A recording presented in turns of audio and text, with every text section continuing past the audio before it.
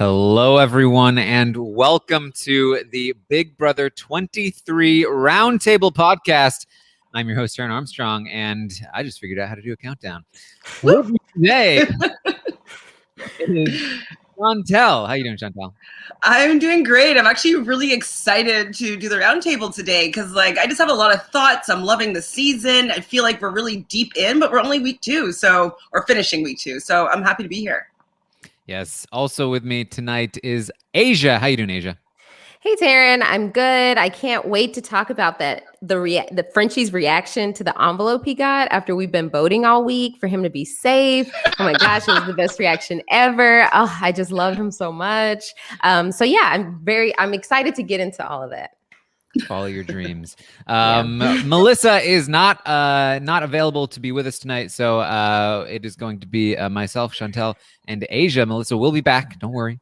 But we're gonna have some fun while she's away, and we're gonna rate some players. We're gonna talk about everything that happened this week on the Big Brother 23 live feeds, and let's get straight into it. This has been an interesting week because we came off of the Frenchie week last week, which was just pure chaos all the time, never stopped, until finally it ended. And then Kyland won the following HOH. And for a little while, it seemed like the pacing had not stopped because things just kept going. Kyland had a million different meetings, and it was all going at once. And then the nominations happened, the veto happened, and things have since kind of slowed down, at least in terms of this week and what's going to happen with the vote and all of that. However, there's still a lot of stuff going on in the background in terms of things being planned for the future. That is very interesting, and that I'm sure we will get to here as we talk through what's been going on. But Chantele, how have you enjoyed the week so far on the feeds? I mean, I just love that it's not Frenchie in power. I'm enjoying Frenchie in the sense that he's somebody it's just so wild to watch, and I couldn't even believe that this is the character that came out of the person that are on some people's draft teams, but. The polar opposite is Kyland here. And I'm just enjoying the difference of it. And he's being very sure about what he wants to do, how he wants to do it. And he's not really being heavily influenced by anything. So the difference of this week and last week, I'm really enjoying it. Yes. He's the CEO of the week. I love his meetings. I was like, yes, give them 5 minutes. And if you take too long, your time is up. I do like that he gave some structure. And it just kind of forced people to be able to maybe spill more than they would like to, because they only have 5 minutes. They have to get everything out there. It's not they have 2 hours to just be discussing everything and picking and choosing what they want to share. 5 minutes, you kind of got to get it all out there. So I like his strategy. Yeah, I've loved Kyland as HOH because he truly understands his position as HOH and when he has power. So before, the veto was used, before not, or even after noms, he knew I don't have to give you information. I'm just taking everything in to make the correct decision. And then after the veto was used, he's like, I understand that I have no more power. I'm like, thank you. This is something I wish every HOH would understand. You don't have a vote. Your responsibilities are done. And so I've been so relieved to see that from Kyland. But just the comparison to Frenchie's HOH. Oh my gosh. I couldn't.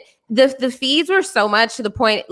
I can't recall a time when I've had to watch feeds and have Twitter up at the same time to see what was going on the other 2 cams, because it was just chaos constantly. So I've loved being able to sit back and actually get to know these people as people, because there was so much game talk last week. And now I feel like we're getting to see the blossoming of Derek, X, and Hannah. We're getting to see just the personality come out of people like Claire and Tiffany, and just really getting to know who they are not outside of the game, but who they are as people. So I've loved this week so far. Yeah, and I think something that we do have to mention in terms of the feeds and how we're able to enjoy them is that they go down a lot. It's honestly Big Brother Canada tends to be bad about this, where the feeds will go down, but This is some of the worst that I've seen, not because they're down for necessarily a huge percentage of the time, but because it's so spotty in terms of like the feeds will be down for a couple of minutes every 5 minutes. And that just makes it like very difficult to watch because, typically if even if the feeds go down for like a long period of time, it's like, okay, feeds are down for a while, step out, go, experience the sun, live your life. Yeah, like cringed underneath its heat because you haven't been out there. And then come back and, you can watch it. The feeds will probably be back on at some point, right? But it's like anytime you go to watch the feeds, you're watching it for like 4-minute increments before something, interrupts for a few minutes. And then you're like, okay, well, now I'm doing something. Oh, they're back now. And then they're back off again. It's definitely, it makes for a frustrating experience overall. And I think that that along with, there are also long bouts of feeds being out. We missed a good portion of Kylan's meetings. The feeds did not come back until after the West Coast airing of the episode on Thursday night. It's leading to a lot of people being pretty upset with the overall experience. Granted, the season has been great. The feeds have been good when you can see them, and the cast has been awesome. But it's been frustrating, I think. Yeah, they've had me on the edge of my seat, but not in a good way. Instead of them cutting the feeds completely and going to like the other "we'll be back" screen or whatever it is, if they just cut the audio, because then at least you can still see what's like going on in the house instead of like, you're like, okay, is it going to be gone for a long time or a little time? Like, how much time do I have to do anything or nothing right now? Should I switch to the other feed? And then when you do that, the other one comes back on and that one goes out and you're just like, oh my God, this is a nightmare. So what if they just cut the audio? Because it seems like they're just trying to stop people from hearing things. I mean, it seems like, and honestly, I think part of it too, genuinely, is that in Big Brother Canada, even though it can be bad, the cut screen has no audio. So it's just like, essentially we'll be right back, but there's no music that plays. It just cuts to quiet, which makes it a lot easier to passively watch it even when it's cutting, because it's like, okay, I'm watching, it cuts. Okay, let me just do something else real quick. And I'm hearing them talk again. It's back. But when the cut screen has dun, dun, dun, dun, dun, dun, which tends to be louder than the actual audio of the people talking, you have to mute it, because nobody could survive mentally if they didn't mute that audio. And so it's muted, and now you have to like either visually have it on a separate monitor or something, pay attention to what's happening so that you can visually see, oh, they're back, I can unmute it, or you just forget, and then it's back, and by the time you look back again, oh, they're back, and then it cuts again. And for somebody that perhaps doesn't have any of their belongings and doesn't have lots of second monitors to use, it's particularly difficult. You poor thing. Not enjoyable. Yeah, it really is frustrating, because it's to the point where you can like, I like to look at what's going on Twitter if I can't just actively watch the feeds. And then I'm like, oh, okay, I see that Tiffany and Oz are having a conversation. Let me turn on the feeds. I turn on the feeds, and then we'll be right back. I'm like, oh, wonderful. Okay, now let me go back. And then you see updates, and then okay, let me go back. It's just, I mean, it's all over the place. But like you said, cutting audio would be a great idea. So if production's listening. Yeah. All right. So that's going on. But let's recap the week here. We had last time we spoke, Travis was on the block against Alyssa. We were thinking, the week's been pretty chaotic so far. There's a chance things could change. They didn't. Something that did happen, though, really the only thing of too much importance, is that Frenchie asked Tiffany to cast a rogue vote against Alyssa in order to frame Derek X for that vote, to keep the target on Derek X's back as a distraction, to help prevent Frenchie from becoming a target the following week. That he asked her to do that. In addition to that, Derek F, Big D, decided to cast a rogue vote himself that he did apparently tell Frenchie about as well. So Frenchie knew about both votes. We heard about that in the episode, of course. And so Tiffany agreed to do this and cast the rogue vote against Alyssa, which actually helped Derek X out because it basically exonerated him from all of his wrongdoings because somebody was clearly trying to frame him, which led me to the conclusion that if I'm losing an ally, right? We know that way back in the day, Dan sort of revolutionized some of this strategy where Brian was leaving week 1. And Dan was like, I'm sorry, guys, I can't vote with the house. I'm just too loyal. And it was great. It worked very well. But there's, I think, another way of doing this now where if you are in this spot, the Derek X spot, my ally is going home week 1, I am the one person that might cast that vote. But you promise, hey, I swear I'm not going to cast a vote against you. I'm not going to cast a vote against the house. I'm with you guys. Go ahead and do that vote. Vote for Alyssa to go home. Vote to keep your ally. Even though you said you didn't, frame yourself. Nobody will expect it, and they'll think somebody else framed you, and you'll be exonerated from you'll be like, somebody's clearly trying to. Nobody would do that.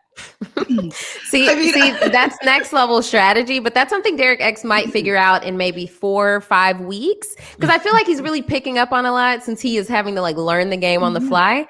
So let's give him some time. Maybe he'll realize it when the time comes. Yeah. Well, it's definitely a good idea, but I'm thinking about it, when you're actually in the house, I don't know if I'd be able to keep a straight face when no, it wasn't me. I just feel like I the lying of it all. I wouldn't be able to get away with it. So I don't think I would. Just so you guys know, I'll never be throwing a hinky vote because I can't lie about it. I mean, obviously, I would never either. Oh, right. All right. So nobody thought it was Derek X. We saw that Frenchie is going to go I know who it is, but I'm not going to tell you. We saw all of that on the episodes. With Kyland in power, Tiffany really got to work. And she is going to really be pushing hard for a new structure in the house. Not just a new alliance, but an entirely new structure. And the first bit of that is that she is going to talk with Claire and Derek X, and they're going to kind of figure out the layout of the current structure.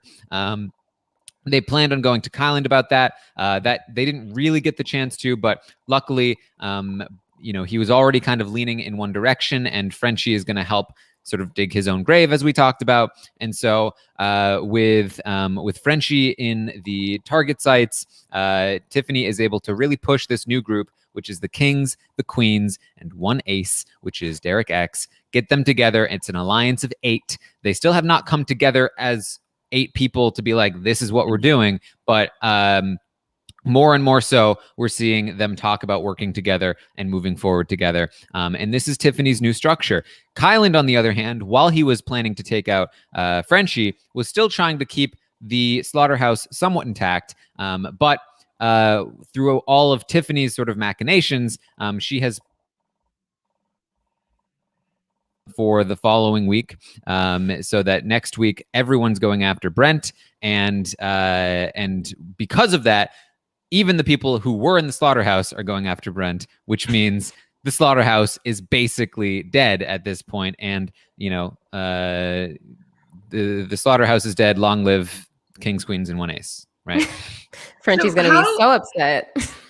Does Brent just have no idea that it's kind of falling apart, underneath? He has no idea. He's sitting there like he's the king of the slaughterhouse, and that he's just like, oh yeah, but this Frenchie guy betrayed me, but so he's got to go. But the slaughterhouse is still running things, and here's our plan. We're going after the females. That's what we're gonna do, and everyone's gonna agree with it because it's an obvious strategy. Meanwhile, everyone else in the house, including today Whitney, is like, yeah, this guy, he can go. Really? Is she cuddling up with someone else yet? Sorry, I had to say it. Because she was always with Brent, and they're on the same team. So the fact that she would let him go. Well, I've been talking about this, but like Brent has been saying in front of Whitney and Hannah, but Whitney multiple times that he wants to target the females. And turns out Whitney's not a huge fan of that plan. Right? It's so annoying too, because it's just like, how can you be so aloof? How can you just like not read the room, like in any way, sort of fashion? Because at least, okay, with Frenchie saying like, I'm out with other slaughterhouse people. Okay, he's just erratic, right? Okay. But when you're saying we need to target a female, which is just, I'm like Maggie, I can't say that word. When he wants to target a woman, two fellow women, I'm like, are you just relying on them to hate women? Like, what is this? I'm so glad that they're not just like some people on other seasons who would have just been like, yeah, we have to get out a woman. It shows a distinct lack of like forethought and like, I would even say like, I guess even like emotional intelligence, I guess, but like the idea that he thinks that he can say to a house that will be 8 women and 6 men after Thursday that like, yes, house that is majority women, I think that you will all agree that it makes sense to target a woman next week. Keep it fair. Yeah, that just makes sense. You guys, you get that, and you guys will also go ahead and do that for us as well, right? You're gonna also be targeting some women, and what he thinks he's doing is making a nice little convenient cover story for the slaughterhouse, but in reality, it's just turning everybody off, and the slaughterhouse has been scooped up by Tiffany. I can't wait for Brent's goodbye message to Frenchie. Like, Frenchie, you had to go, man. I'm going to keep the slaughterhouse going for you. So keep a lookout. No. And then Brent's out next week. Oh, right. Dreams. Yeah. So that's what's happening there. Tiffany has been doing, as I said, a lot of work, pulling this group together. In addition to that, she's been talking with Travis just last night. She talked to Travis about making a final 4 with herself, Claire, Travis. Christian. I was like, my wheels were turning. I was like, I don't give cute right now. I'm like, okay, yes, Christian. Christian. She's been talking with Christian about herself, Claire, Christian, and Alyssa as a final 4. And this is going to sort of even further her cause here, because she's already got the cookout. She's got this new Kings Queens Derek X thing.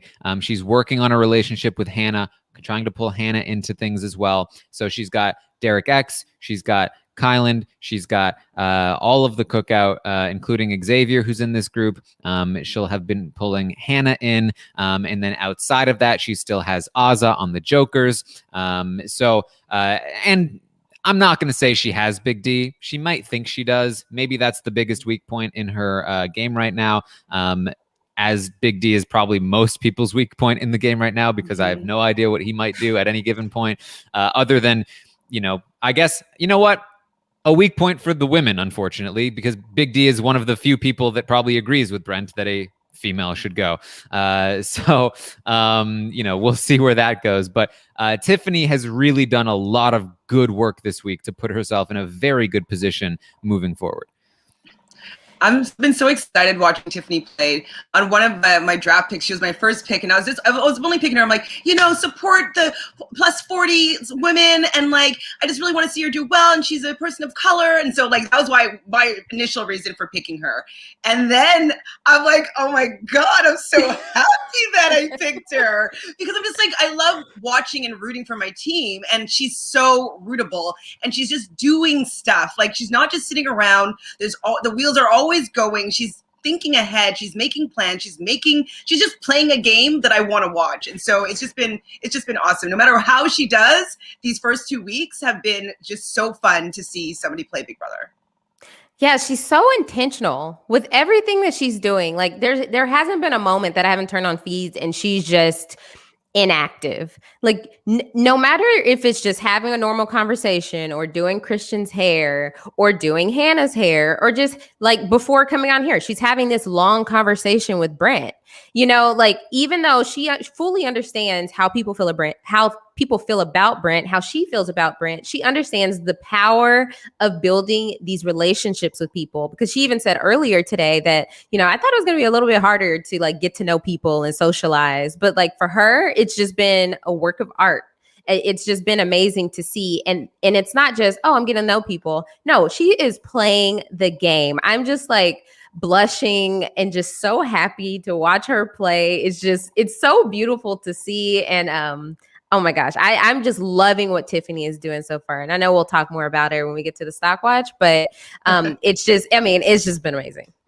Yes. So of course, Tiffany's doing this while all of the other things are happening. Kylan has a bunch of meetings with people where basically these are the events we saw on the episode. He has a talk with Frenchie, who then loses his mind, says he's done with the slaughterhouse, which leads to everybody in the house throwing him under the bus. He is then going to be nominated up next to Brittany, who is a pawn next to Frenchie. He is going to continue to expose as much information as possible. And then they're going to play the veto. Derek X wins the veto. He does not use the veto. Frenchie and Brittany remain on the block. They will be there when the vote happens on Thursday. And as of right now, Frenchie will be voted out, likely with something like an 11-1 vote, where, maybe Derek F votes to keep Frenchie or something along those lines. Frenchie, for his part, despite blowing up the slaughterhouse, has not really been able to do much to advance his own cause. He has been campaigning some, giving up some, acting the martyr some, but the result is all the same no matter what he does. But didn't you hear on the episode? He doesn't quit. He does not quit. Never in his life. Never. Well, I'm wondering though, is he using the excuse that he doesn't want to really campaign against Brittany and he wants to go out like a man against another man, like all that stuff, so that he doesn't have to campaign, and then he can just be like, well, I really didn't want to campaign against her. I really didn't want to go out like that. Just so like if he tried and failed, then he won't look like he's a bad game player. But now he just looks like he's a hero to a certain extent. Absolutely. Again, Frenchie is all about like trying to appear as good as possible, right, at all times, and please the people he thinks that he's interacting with the most. And so I think that he's trying to not try and fail. He's trying to succeed at failing, right? Does that make sense? Mm-hmm. Yes. Just like Frenchie always says. It's all complicated. It's he's just like, yes, he is trying to cover himself on both sides. Like if he goes, okay, I stuck to my word, I went out with dignity. But then if he stays, he's like, he's still like, he wants to stay, but he doesn't want the house to know that he wants to stay, but then he wants them to vote him to stay. I think even with how destructive last week was and how it has been up to this point, I think that if someone was in a good position, like if someone knew how to navigate the situation and wasn't trying to play all sides, wasn't trying to play to America, play to Twitter, play to production, play to these future opportunities because he thinks he's going to be on the challenge, he thinks he's going to be on Amazing Race, then maybe he would actually be able to figure out where people are in the house and how he can actually stay. But no, he's trying to do the most, which he's been doing since the moment he walked into the house. And because of that, he'll be walking out the door. Yeah, I guarantee you, if for any reason the vote changed and Frenchie stayed, whether it had anything to do with him, he would be on the feeds that night. They all went according to plan, as I thought it would. These people are idiots for keeping me around. Production, you're making it too easy. Yeah, I'm expecting a dance funeral or something like that because he's been talking about all these grandiose ideas. So I'm still kind of waiting for him to try something. So I guess we have a couple of days until it's the nails in the coffin. But I can't believe he's lying down. I say give it till Wednesday night. Wednesday night feeds are probably going to be grand because he's going to say, okay, I got to pull out all the stops because I think I might actually go home. Oh my gosh, what is happening? So he's going to try to pull something out of his hat. It's not going to work, but will it be entertaining? Absolutely. Yeah. All right. Well, so that's basically what we've got. Again, since the veto ceremony, not much has been happening, in the immediate sense, just more plans for the future. And those plans, again, mostly include here that pretty much everyone in the house will be targeting Brent next week, including the Jokers. Brittany is maybe one person that could throw up somebody like Hannah because she's weird about that. But even Big D, who has been talking about wanting to go after the women, he might go after like Whitney, but with Whitney probably comes Brent, and he has been talking about taking Brent out. Azza's still after Brent. Everyone in the Kings and Queens are after Brent. Derek X is after Brent and is willing to probably throw the HOH, so he wouldn't be going after him himself, but making sure that he didn't accidentally protect Brent by winning the HOH. So there's really not a single person in the house beyond Brent and the people on Brent's team who would not at least heavily consider targeting Brent next week. He is in a lot of trouble moving forward. And the house structure here is mostly this new Kings, Queens, Derek X group with a now subset of Claire, Tiffany, Christian, Alyssa. It hasn't been officially formalized, but it has been spoken about now a bit. And then you have the Cookout, which is still kind of spread out. And you have the remains of the Slaughterhouse, which really only exists in Brent's mind, a little bit in Whitney's mind, and mostly just still exists to cover themselves in the case of a Brent win or perhaps a Whitney one. And then, and that's pretty much it. You also still, of course, have Jackpot, which is within the Kings Queens group. You have the Kingslayers, which has been suspiciously absent this week of interaction as Brittany is on the block. So it really looks like the direction this house is heading in is this Kings Queens group with Tiffany in really the central spot. Yeah, I really like how she's kind of protecting herself from every angle. I mean, I know it's obvious to us because we're watching, so I'm just wondering if anybody has been noticing and just hasn't been saying anything or talking about it, or we haven't seen their diary rooms about it, because like she really is quite well protected, well liked, and she's involved in a lot of conversations. She's always, you can always see her playing chess. Claire, I know they're in the same team, but like, aren't people cluing into the fact that like she's doing so much work? So I hope that she's not being found out, but I'm surprised that nobody else has really noticed. Yeah, that's my biggest fear with how well positioned she is, because it's so early. We are in week 2. That gives time for people to realize like, oh my gosh, Tiffany actually is in good with everyone, without them thinking like, oh, I wouldn't want that because Tiffany is too important to my game. So I'm just hoping that she can continue to kind of ride that wave where people are taking shots at everybody else except for her without sitting back and actually realizing. And I think she is nurturing that by continuing to strengthen these relationships every minute of the day and not backing off. So I just hope she doesn't get too comfortable. Yes. And I think that, the people closest to her are able to see. Obviously, Claire knows how much she's doing because she's right in there with her. Derek X sees a lot of what she's doing, but, doesn't see it in a negative way. She's been helping him out. Really, I think Kyland is the person who sees what she's doing the most and is the most worried about it. I think that even somebody like Christian understands that Tiffany is playing hard, but trusts her and thinks that it would be a good idea to work with her. Now, granted, that does mean that if for whatever reason Christian found a reason to not trust her, he could divulge a lot of information. Kyland can end up divulging a lot of information.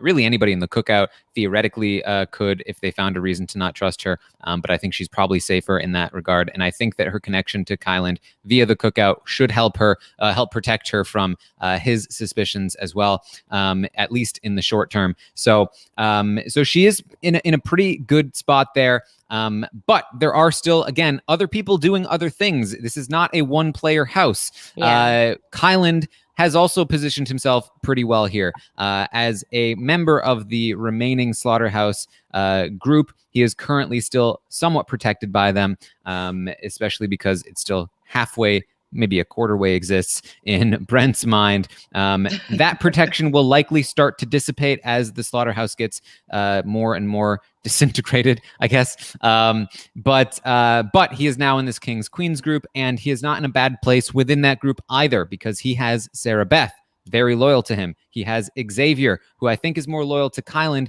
than to Tiffany. Who is that? That's the first time we've said his name in this recap. Yes. Oh, is that good or is that right? Xavier's still a very interesting player to talk about because he's in a good spot, but he is definitely not a power player right now. And there are a lot of power players in this game now. Can Xavier become a power player in the future to use his current position as a bouncing board to like really start to play hard? I'm not sure. But he's definitely in a decent spot, especially with Big D and Kyland. Speaking of, Kyland, as I said, has Xavier. Also kind of has Big D right now, but again, can't ever really fully rely on that. And even Derek X has started to build some relationships. He is developing one with Aza. He has one with Claire that it's developing. One with Hannah, who has a bit of a crush on him. Obviously he has a big relationship with Tiffany. He has also had one with Kyland for a while. So he is not somebody to sleep on either. Also not really a power player, but he is accumulating enough connections that he could be if he decided to be or knew enough to, right? A lot of things to consider there. You still have Christian and Alyssa, who are turning into a bit of a showmance. If they start winning competitions, they could start becoming a powerhouse, which I imagine is one of the reasons why Tiffany has sort of attached herself to them, because that would still not be terrible for her. Sarah Beth, as I said, is with Kyland, but also has her own connection to Tiffany and Claire. She has her own connection to the Kings. I think she has a lot of potential as a player. She's not as well positioned as Kyland or Tiffany, but I do think that she has a lot of potential there as well. So there's a lot going on here. Even Aza, who is a little bit outside of the structure of the house right now, shouldn't be in danger in the short term. Can't ever say that for sure when you're not protected, but shouldn't be, and that should give her time to integrate into the house a little more if that's something that she's capable of. So I wouldn't even be too concerned about Aza quite yet. And that really, again, leaves a lot of this house open, even though we have some really good players playing really hard. Yeah, I mean, I really don't know who I want to win head of household or who is going to. Like, it's just that's what's making this season so exciting, is that like I like a lot of people. I like that a lot of people are playing, and that anything can happen because like everybody wants to win in the end. And so yeah, I'm loving this week, and I can't wait to see what the HOH is going to be all about. Yeah, there's rarely been a season where I have loved more people than I have disliked. And so I'm so happy about that with this season. Like, even, I mean, we are at the point in the season where feeds are still enjoyable, obviously, because there's so much going on. But I just enjoy when they are on, watching them converse about different things, because I think it's like they're genuinely funny people. Everyone can you can get a good mix of different people. It's not just this side of the house and this side of the house. So I like that there's so many intertanglings and so many people talking to different people, getting to know different people. Because if this was just like a BBOTT situation where you have the two sides of the house, they only hang with that side, they only game with that side, then that wouldn't be enjoyable. So I'm really liking I love the cast. I can't say enough. I can't give enough kudos to Jesse for putting together this cast, because not only did we get diversity, but we got people who truly know the game. We got people who, even if they don't know the game, they're interested in learning the game and doing what they can. They're not just here for Instagram followers, and they're not just here for clout. And so I'm loving the passion, and I love how seriously they take this, and the hours of conversation they have about game, the hours of conversation they have just getting to know each other. So it's been a joy, to say the least. Yeah.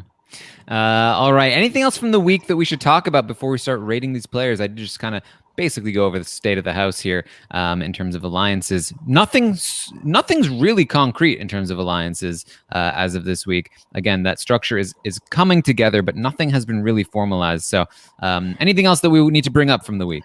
I'm just go ahead. Yeah. No, I was just gonna say I do want to call out the Cookout, because although they don't meet, I think that they are a solid 6 they're a solid 5 once they let Derek F go. I think it's good that the formation of the Cookout, the idea of the Cookout,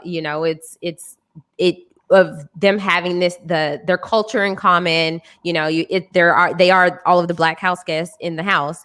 I think because of that, and they know, look, we can do something that's never been done. They have that commonality, and you even see Kylan at some points talking about how he's going to take Sarah Beth as far as he can, but I think his true allegiance is to the Cookout first and foremost. And so I think it's, and I would love for Hannah to know the name, but I am glad that she is more involved, because it was like a subtle thing that Tiffany brought up to her a few days ago. But I'm glad that it is a solid 6, but their only weakest point is Derek F, because he's the only one that doesn't seem like the Cookout is first in his heart. Like, he's already talking about who's going home first from the Cookout. What are you get far? What are you talking about? Like, let's get to jury. It's week 2. He is on my last nerves, and I am so ready for him to go. I would be thrilled if it's Brent next week and then Derek F the week right after, because he is the weakest link. But the Cookout could really have something going because they are connected to the whole house, one person or another. But once they cut Derek F, I think they could really go as far as possible. But I think they don't seem like the strongest alliance because they aren't meeting. They aren't constantly bringing it up like the kings and queens and the ace in the pocket. So I'll be interested to see what happens if they actually do start talking more. But I think it's just that strong understanding and that, like, I got your back. Like, that's what they need for now. Yeah, I will say I think Big D's is here for a while, personally. Oh my God, is he going to be going to the funnel too? No. I think he'll be here until there are few enough players that he ends up having to go home as like a backup at some point, right? Like, man, that would be my guess. So my one question was, I was trying to find the actual footage, but I heard that Xavier was called out for being a lawyer by, I think, Sarah Beth and maybe it was Derek X. So I didn't see that. So if you could maybe just touch on that for me. So this actually came from Big D, who had a theory that that Xavier was a lawyer. And Xavier was like, yeah, that's funny. Like, yeah, I'm a lawyer, and I'm also like Kylan's brother. And so unfortunately for Xavier, this theory kind of caught on. This sort of like, oh, it's that now just today, you have Derek X Xavier was like, oh, what's that word? I don't understand that word. Yeah. And Derek X is like, oh, stop faking it. We know you're a lawyer. And like, I don't think that Derek X like fully believes this, but it's like a funny joke that's starting to happen. And poor Xavier is like, yeah. And someone else was like, Xavier the Esquire. And it's like, oh my God, y'all are hitting the nail on the head. Do you think he'll ever confess, or is he just gonna like take it to the grave? I don't know. I think that it depends on how long this lasts. Like if it really becomes like a running thing that people call him a lawyer, I think that eventually he'll have to go to like Kylan or somebody that he's close to be like, I actually am a lawyer.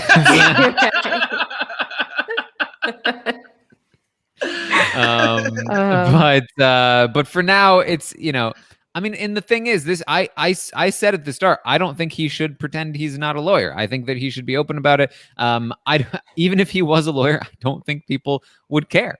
I don't think it would change how they perceive him at all. They already see him as somebody who could be a lawyer based on his personality. Right. And how amazing is that? Like, you are so put together and you are so just like, I mean, I don't even know how to describe a lawyer, but just naturally professional, or in a sense, like no one has accidentally mistaken me for a lawyer. So it's like that you are portraying a bartender and a model, and they hit the nail on the head. It wasn't like, oh, are you a principal, or are you like the vice president of a company? No, I think you actually might be a lawyer. And I think it's better earlier on if he admits it to people he's close to, because then it doesn't seem like, oh, I've been trying to pull one over on you for the whole season. It's like, okay, now they like him. He knows they like him. He has a good relationship with them. It's like, okay, like you said, Taran, just be like, oh yeah, okay, yeah, I am a lawyer. But if he waits like weeks on weeks, they're like, oh my gosh, this man lied to us for like 7 weeks. Like what else is he capable of? So it's either admit it now or never. Well, they probably won't believe him if he admits it now. So you might as well just be like, okay, you guys got me. Yes, yeah. I'm a lawyer. And they're like, you're lying. And then you're like, sorry. Am I? I don't know. All right. So that's what we have to recap the week here. Let's get into the stock watch. Let's rate some of these players. What we do with this is that every week I send out a survey on Twitter at Armstrong Taran, where the audience is able to rate the players this week. From 1 to 10, 10 being the best, 1 being the worst, based on their gameplay only. So how well are they doing? How likely are they to win? And all that kind of stuff. We are also going to rate the players from 1 to 10. We're going to get an average. That's going to factor into their price for the Stockwatch game that you can play on realitystockwatch.com. You can buy and sell shares of players based on these ratings and prices. So let's get into it. Let's talk through some of these ratings. And let's begin with Alyssa. How do we feel about Alyssa last week? Let me see if I can just quickly do the thing where I zoom out a little bit so that we can see more of this. And there we go. Yes, perfect. So last week, Alyssa had a 3 overall because she was on the block, and theoretically things could have changed, and she had some room to improve. I think what I said was that I saw her as a potentially 6 average player, like a 6 rated player, but a few things were holding her down, one of which was, of course, being on the block. Since then, she has survived the block. She is now survived the destruction of the Slaughterhouse Alliance and actually found herself in a slightly better position in the new alliance that is formed now that she's in this potential Final Four situation. Now, I don't think that's the real Final Four, and I don't think it's a great position, but it's at least a little bit better than where she was before, where she was basically on the outskirts of the prior alliance. And she is no longer anywhere near the target list. Nobody's talking about using her as a pawn anymore. So for me, I do think that she has improved her stock in the game, and I have come to about a 5 on Alyssa. I think that she has recovered. I think that she could go up from here. She could go down from here, depending on how things continue to play out. Will this solidify? Will this structure stay in place? If so, where does she fall truly in it? And if it doesn't stay in place, then where does she go from there? So for me, I give her a 5. Chantele, what are you thinking?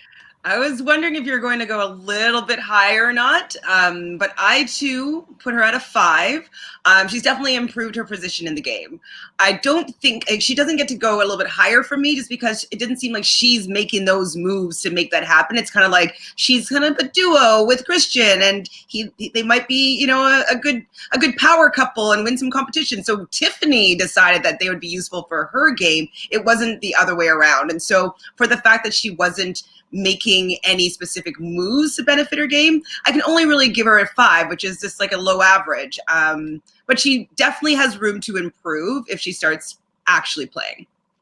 Yeah, and I think one of the issues I have with her game right now is that most of her time is being spent with Christian, who she already has. The other relationships that she's managed to build that are solely hers and not just like the group right now are Brent, who's the number one target, who she's also targeting.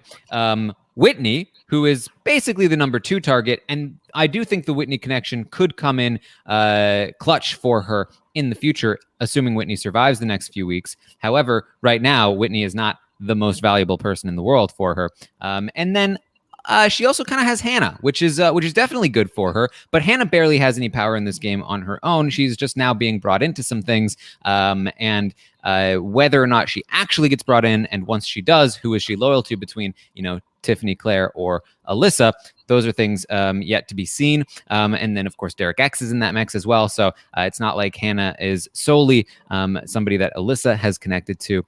Beyond that, it's mostly Christian and his connections that have really brought her to where she is in terms of this group. Her connections, as I said, don't have a lot of power. His connections do. And so she is a little bit beholden to that. And it doesn't put her in the best position in that group. But I do think she still has some potential that is yet to be realized. I just don't know if it's fully with this current structure. But Aysha, what do you think? So I'm a little bit harder on her. It's because, like you said, her position in the game is because of her situation with Christian. This is an unnecessary showmance. It's like a thing out of convenience. I mean, she's already said, like, she's already described her type, and Christian wasn't it. And so it's just like, oh, hey, we get along. Let's cuddle up. Let me cuddle up with the guy who's already won 2 compositions so far. To me, she's there to have a good time. She's not there to play the game just yet. And so therefore, I'm rating her 4 this week. And it is for very different reasons from last week. Like last week, she was in jeopardy, of course. But this week, I just feel like she's not doing anything actively on her end to help her own game. It's other people seeing the benefit of, okay, well, Christian and Alyssa are close, so that'll be great. I could, use her because it's convenient. But it's not, I had a really good conversation with Alyssa. And actually, she convinced me why she would be great for my game. So I think she's just the supporting character so far in this cast. And so that's why I think she's a 4.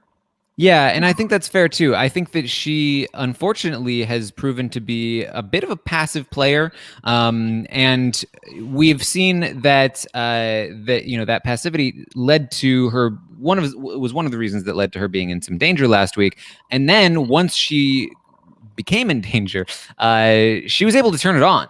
And she was able to fight, and she was able to immediately get herself back in a better position. But once she got there, she started getting a bit more passive again. And so what I'd really like to see from Alyssa is some more agency. Start playing a little harder. Don't just wait around for things to happen to you. Even somebody like Xavier, who I think is also playing pretty passively, at least is keeping a better eye out on where the structure is and making sure that he's in a good spot within it and making sure that his individual relationships are still beneficial to him in a concrete way. But we'll talk about Xavier as well. I'm not like the highest on his game either at the moment. So, all right. The audience rated Alyssa from 1 to 10. They gave her a 5 as well. So there you go. Right. 5 for Alyssa. Moving up from a 3, I think she's going to make a little bit of money there for those that chose to invest in her. Let's move on to Aysha. Aysha received a 7 last week as an average rating, 6s from myself, Melissa, and the audience, and an 8 from Aman. to laughter. All right. Chantele, are you as high on Aysha as Aman was last week? I love her, but I'm not as high on her as he was last week. I'm going to go with a 6 for Aysha.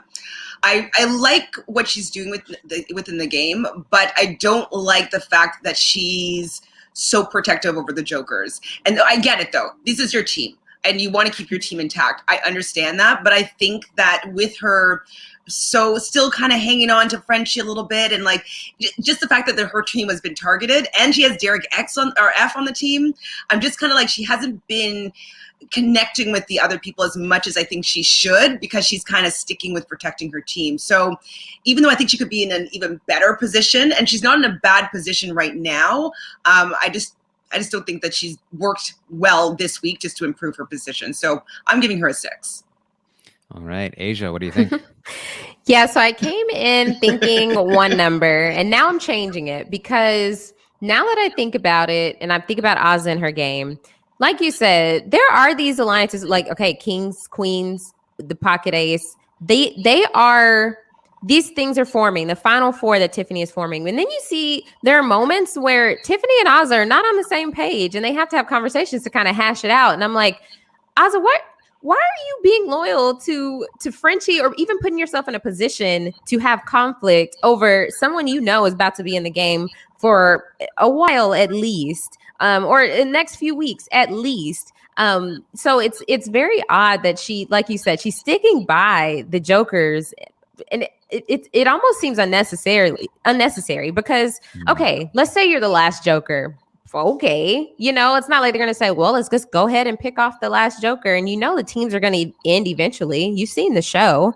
So it's just been really weird where she's invested her time. So I will also say a 6. All right. So for me, I think I have Azah at about a 5. And the reason being, she unfortunately just isn't included in a lot of things, like she has really been left out of a lot of conversations. I had her at a 6 last week, and I feel like the longer she takes to get involved in the game, the more her rating will drop. And I think that she has more potential than a player like Alyssa right now. Alyssa, though, is included in a lot more, and is in a lot more discussions. Now, again, I think that Azah has the potential to reach higher than Alyssa does, and that's because of her connection with the Cookout, and just in general, that I think that she has the potential to be a good player when she tries, when she goes out there and she talks to people. I think that she's really smart, and I think that she is really good at connecting with people. It just isn't. We just haven't seen as much of it as I think we need to. So. For me, it's a 5, but with the caveat that if she sticks around for a little while, which I think she should, I do think she has the potential to reach out and branch out and get better. But for right now, I just don't see things would need to change pretty dramatically for her to really get into a winning position in this game. So it's unfortunate, but like I said, I think for now we're here at a 5. The audience agrees. Actually, they also gave her a 5. So there you go.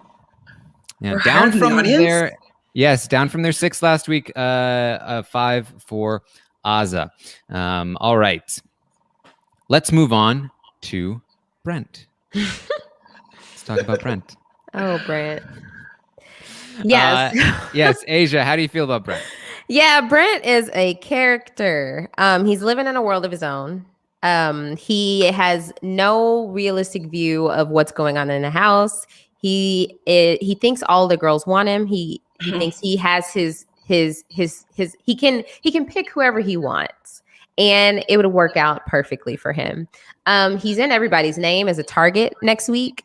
I can't see a situation where if he were actually put up next week and he didn't win veto, where he would stay. He thinks he just has the gift of gab because what he was able to do with Frenchie last week, but that's Frenchie. So I have definitely landed at a 3 for Brent.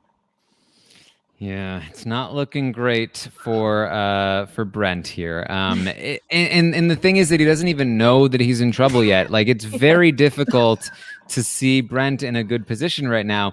I don't think that he's completely dead in the water. I think that this is not a situation where Brent has completely tanked his own game and is incapable of digging his way out of it. I think that he has helped tank his own game, but I think the real reason Brent is in so much trouble right now is because, unbeknownst to him, Tiffany has been tanking his game as much as possible, and he has been helping that process with this whole female talk.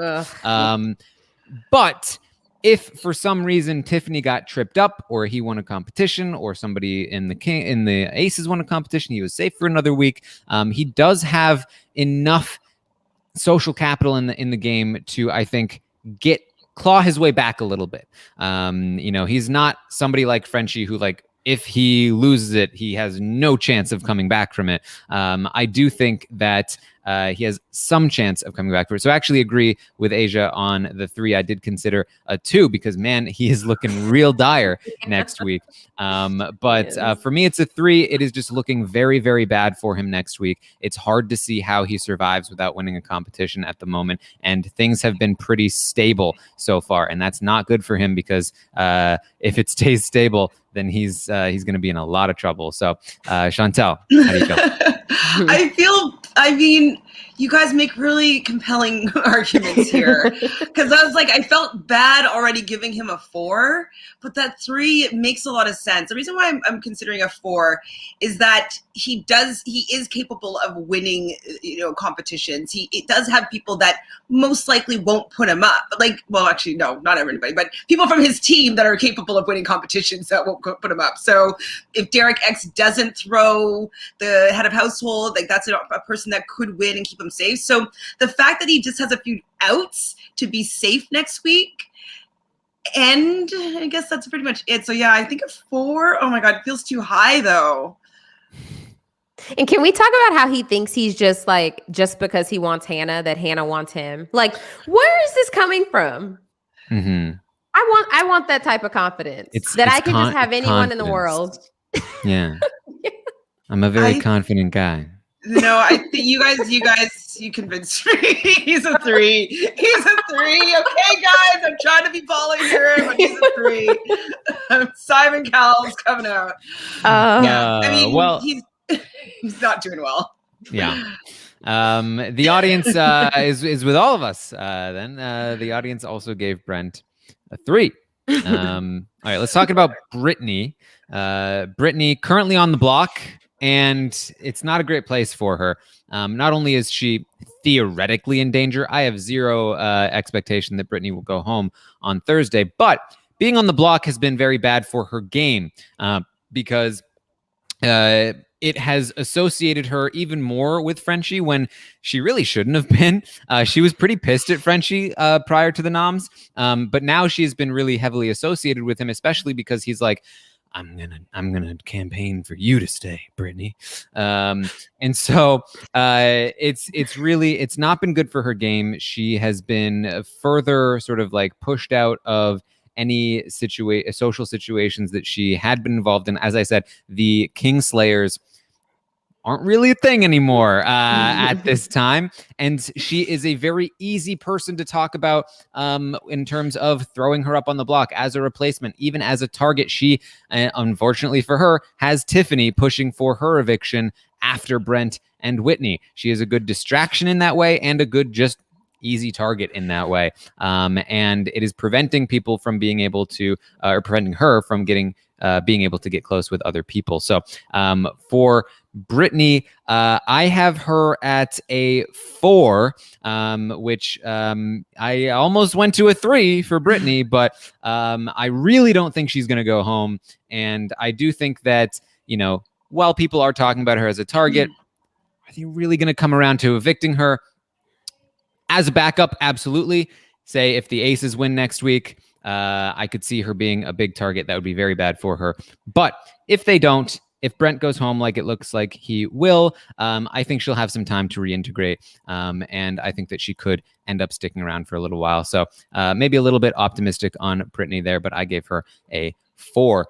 Chantele, what do you think? I'm surprised you gave her a 4 because I'm going to give her a 3.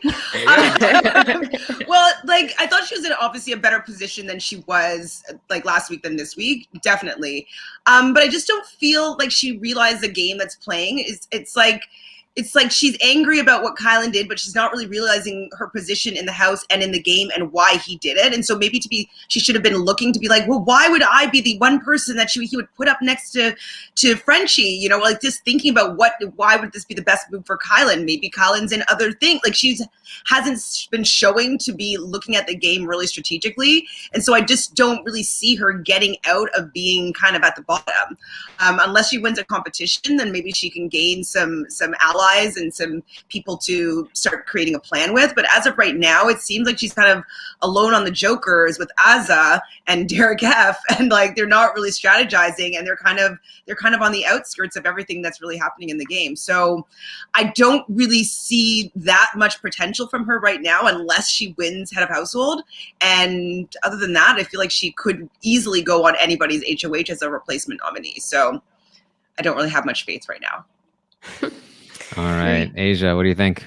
Yeah, I think this week has really shown other people that she would be very easy to toss up next to someone else. Like, yeah, she didn't handle it that great by like bawling her eyes out, but she has recovered. She has been high spirits, walking around, doing raps. You know, she's just been having a good time and enjoying the fact that she gets these TV moments where she's giving a veto speech, where she's going to be giving an eviction speech. She's so excited to be giving her speech to Julie. So it's like, oh, hey, why not give that to you again and again and again, you know? And especially if they just want to reduce the amount of people that, you know, they have to put up. If they want to just, okay, I have my target and then I can throw up Brittany or I can throw up Alyssa. I think she's kind of put herself in that position. So but when I do these ratings, I do compare, I rate them all, then I go back and kind of look and compare who had the same numbers and like, wait, maybe this person is playing a better game. So for that reason, I did give Brittany a 4 because I think she's in a better position than Brent. But I do think that she is not playing a winning game. It's one of those, hey, we have somebody to put on the block each and every week. But is she getting to the final 2 and being voted for? I don't think so. Yeah, that's looking a bit tough at the moment. The audience is with Chantele on this one. They gave Brittany a 3. 3 for Brittany. All right, let's talk about Christian. Last week, I gave Christian a 7. Aman also gave him a 7, but Melissa and the audience were lower on Christian. They gave him 5s. Heading into this week, we'll have to wait and see. Aysha, what do you think? So with Christian, I think that he has come off, you know, that very strong start with winning comps and being seen as a comp beast. There have been other people that have won. You have Derek X I called him on Twitter, I called him the veto zaddy because that's what he is at this point. And so I think Christian has positioned him well, like reducing his threat. However, this unnecessary showmance with Alyssa, which I get it now that I hear today that he was almost on Love Island, this is what this man is here for. So it's like, okay, that's your thought process. But are you actually playing to actually get to the end and work the house and game? I don't think so. But I will say I do like his relationship with Tiffany. And I was going to save this for Tiffany's, but I think I'll focus on it now. You got to understand the power of sitting down, getting your hair done by someone. I swear, I have spilled my entire life story to women who are doing my hair because it's the most relaxing thing to just relax. And then you just open your eyes and your hair is beautiful. So I think I love these moments of him letting Tiffany do whatever she wants. Today, she straightened it and bumped it and he's letting her braid it. It's like nothing's off limits. You know, it took them forever to for them to straighten Tyler's hair. So like guys are pretty picky about their hair and how they look, but he's like, let's Tiffany do whatever. And I think it's really getting him in good with the person who is playing the best game in the house. And I'm glad that he's not that he's allowing it, but that he's willing to do it. And I think that's going to help him in the long run because they are building that relationship. So the fact that whether he sees the benefit or not, he is being social in that way. And so I think that he's not playing a terrible game, but he's definitely not playing a great game because he's not just being super active in taking a step back, looking at what everybody's position in the game. So for that reason, I gave him a 5. 5 from Aysha. So last week I gave him a 7, and that was mostly because I felt like he was well positioned to potentially survive, even if the slaughterhouse did go kaput. And I feel like that did come to fruition here. He in specifically his connection to Tiffany and her seeming trust in him. She has not really brought up Christian as a threat, as any kind of target yet to anybody. She is now currently working with him. I can only imagine that a player as smart as Tiffany knows that he is a threat in the long term, in the long run, but in the short term, she wants to work with him, and she wants to potentially, I guess, use him, and that's good for him to some degree. But I also feel like he is sort of wading into the lion's den here. He has gone from a place where he had a decent amount of power, he had connections, and he has been drawn in by the lure of Tiffany, who is saying, come follow me, do what I say, and I will make you a king. And he thinks that he is on the path to being a king if he follows Tiffany's advice, but she's just using him. And she's using him to take out people that were on his side, and she's disconnecting him from those people like Brent and Whitney, who, yeah, there's a little bit of underlying tension there, but they had no intention of going after Christian anytime soon. Those people are beneficial to Christian's game. And so sort of like falling into this trap that Tiffany has for him certainly could pay off, especially if he does make it far because of it and ends up winning, those end game competitions or any kind of like starts winning power, any kind of stuff like that. He's still definitely a threat to win this game. However, I feel like he is not quite as he doesn't have quite as many options as he did last week, because some of those options have gone away, and he has turned away from some of those options because of Tiffany. Now, I think the Tiffany option is a great one for him for now, but those options are not there anymore, and he's also,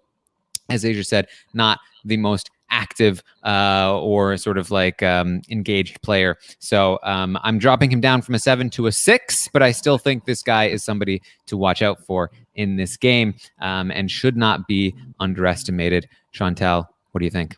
Okay, you're scaring me. I thought you were going to go to a 5, and then I was going to be like, am I going to give him too high? No, you went with a 6. I'm going with a 6 as well, for obviously the same reasons that you stated. And I have, like, he doesn't really know the game that well, but I do feel like he will be able to learn as he goes. We've compared him before to kind of like a Tyler, who was learning the game as he went and then was also really good at these challenges. And so I do feel as though he can have some longevity if people let him stay in. Like, he should be gone, because like I do think he could win a lot. And with it still having the team twist, I do think that, he has all of his members of his team still there. Xavier is another person. Everybody on his team are very much capable of winning. Sarah Beth has proved that as well. And so I think he has a good team that's going to be able to protect him. I like the fact that even though it might be to his demise, Tiffany has brought him into kind of 2 alliances, like, a larger one and then a smaller one within it. And I think that's really great for him, whether he knows that he's in it or not, or know that he's being used or not. He's kind of stumbled his way into a pretty good position, and then he might be able to win and then kind of maybe clear his little path a little bit better. So I think he's in a good position, whether he knows it or not, and I'm going to give him a 6.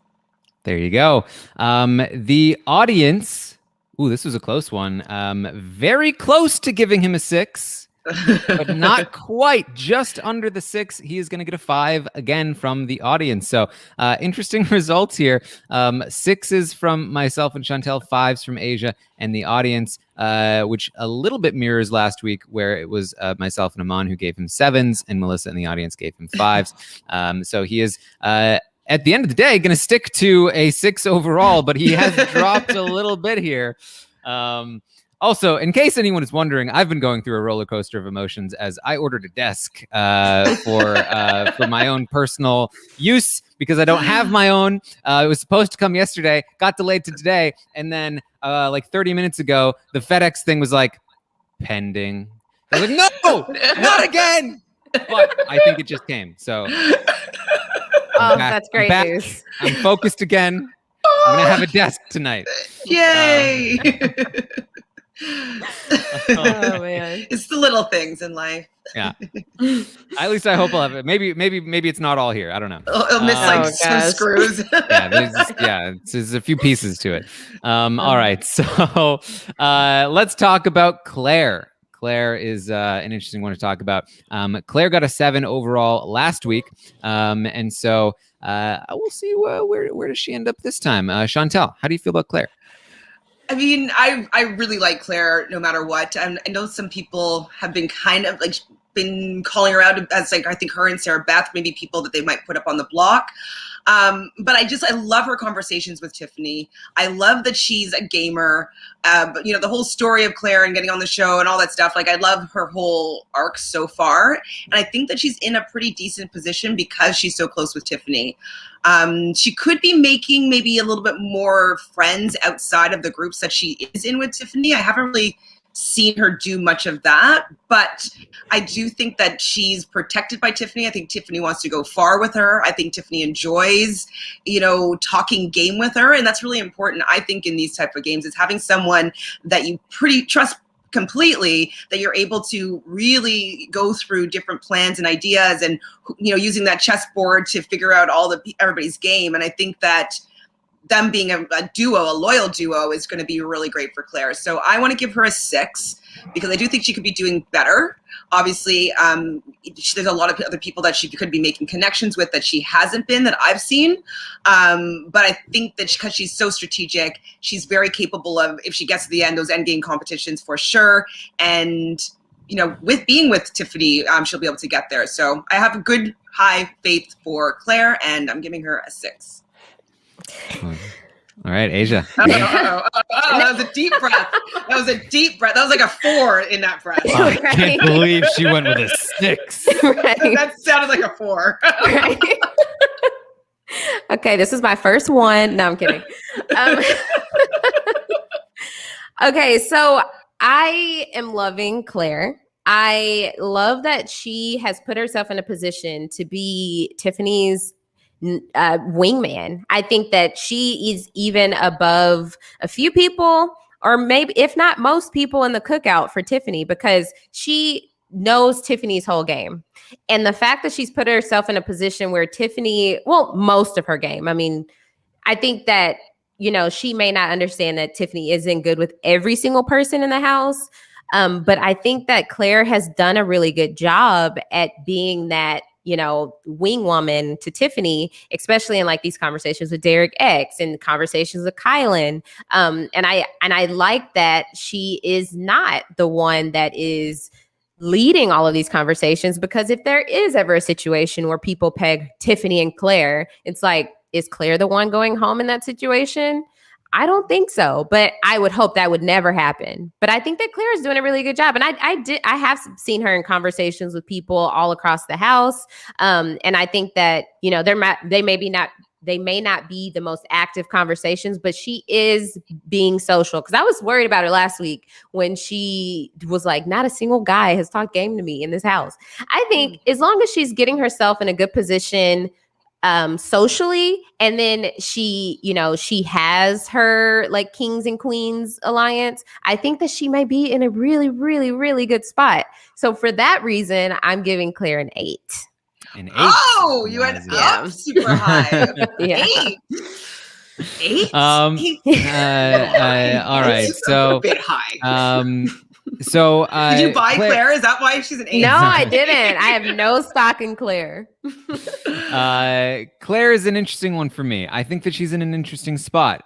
She is very tight with Tiffany. Tiffany is doing a lot of work for Claire. If not for Tiffany, Claire would be in a much tougher spot. And I think that's important to note, because you know, I think that Claire has misplayed some of the early game of the season. I think that she has the capability of you know, kicking it into a slightly higher gear, but I think that she has been laying kind of low. I also think that she's struggled to connect with people, certainly in comparison to Tiffany, who's very good at connecting with people. But Claire, sort of similarly to Hannah, I think sometimes has a hard time opening up to people, and really sharing of herself. You know, she's good at sort of like being like, yeah, that's great, yeah, that's funny, and like, you know, I talked a lot about her conversation with Derek X the other night, and how he was being really funny and saying lots of jokes, and she was good at like bouncing off of that banter, but he was doing most of the talking. Somewhat similar situation when she was talking with Hannah. When she bonds with people, they tend to do more of the talking, and she does a lot of the responding. And I think that's one of the reasons why she is such an easy person for people to throw out her name, because not only is she sort of like, you know, physically intimidating at times, she's very tall, she seems like she'd be very physical and good at competitions, but also they don't have a super strong connection with her. And so luckily for her, she's got Tiffany, who's like, Claire is coming with me. And that has been very helpful for her. Now, that being said, because of that, she's in a really good spot right now. There are people, again, who have said her name, but none of those people really have the capability of doing anything about it, primarily Brent, right? And she has started to make some inroads with people like Derek X and Hannah. She's in with Tiffany. She's now in this bigger group. Now, she's not in the best spot within that group because she doesn't have many solid connections within it. People like Kyland and Tiffany are better connected than she is. But we do know that she knows this show really well. And we know that she's very smart. And I think that she is, again, I guess like, I think there are a few of these players. I think Aysha is somebody that's somewhat similar. Like, she has a lot of potential, but she's not active enough and her position is not great. I think that Claire is on the other end of that, where like she has a lot of potential and she's in a great spot to use that potential once she needs it. The problem is that I don't know for sure that it exists. And I don't know for sure that she eventually will. But I think that she may be in one of the best positions, because I think that Tiffany, while she is probably the best player right now, is still probably going to have a hard time winning the game at the end of the day. You know, those end game competitions are vital, and you know, being somebody who goes to the final two is difficult unless people are willing to take you. And you know, Tiffany's very likable, very clearly a threat. Are people really going to take her, especially in a house full of very self-interested players? I don't know. So I think Claire is somebody who could theoretically really benefit from a lot of Tiffany's work, especially in the end game, if she can win those competitions or be the person that is taken to the end instead of Tiffany, right? So with all that said, I gave her a 7. I think she's, again, in a great spot. I think Tiffany is the better player at the moment, but I could see her really doing some interesting things. And I'm very curious to see where she goes as a player here, because I think there's a lot of interesting angles that she could take. So I gave her a 7, and the audience agrees with me. They also split the middle between the two of you and gave her a 7. Mine was a high 6, okay? It was like 6.7, okay? It's a high Wow, 6. you're so hard on Claire. I mean, she's one of my favorite players. Her and Tiffany are my two favorites, pretty much. So Actually, I've heard rumors, little birdies have been telling me that Chantele hates Claire. I think That's hashtag Chantele hates Claire. And Tiffany are on my draft team. Like, no, I do not hate either of them. But she just needs a little bit more improvement. Next week, maybe she's going to be an 8 for me, but she still needs a little bit of work this week, I think. Yeah, I would hate it. Like you said, Taran, I now I think about like the end game, I would hate for there to be a point where she realizes like, okay, I might need to cut Tiffany. And then she's in final 2 trying to justify her game. They're like, name a move you made without Tiffany. Like, oh gosh. Yeah, so I know it's week 2, but I could see it happening. And I think Claire's one of the people that I'm like really interested in what's going on in her mind right now, because again, she knows the show so well. Like, is she seeing exactly what's happening where she's like, I'm kind of riding on the back of Tiffany's, coattails, and not in like a really bad way. She's still actively playing, talking with Tiffany, making decisions and making her own connections. But, Tiffany's doing a lot of that work. How much of that is she cognizant of? And what is her plan based on that, if she is cognizant of it? So I'm just very curious about like what her plan is and what she's thinking, because I think that she's probably thinking some smart things, but I don't know. All right. Let's talk about Big D. D. This is probably a little bit of a quicker one here, but Big D, I think last week I gave him a 5, and I said this is probably pretty generous. I did not get a good impression from him in the first week, but he's in a good position, and it's only week 1, so I don't want to be overly harsh. It's time to be overly harsh because he's just lost. He immediately has lost so much credibility in this game. He's lost connections. He's lost credibility. Nobody looks at him as a player they respect in the game. And he continues to just have very strange ideas of what he should be doing and what the house should be doing in the game. So I gave him a 3. And I feel like it's a long road to a Big D victory.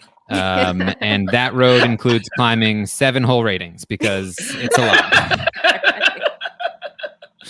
I mean, I actually can't see a path for him to win.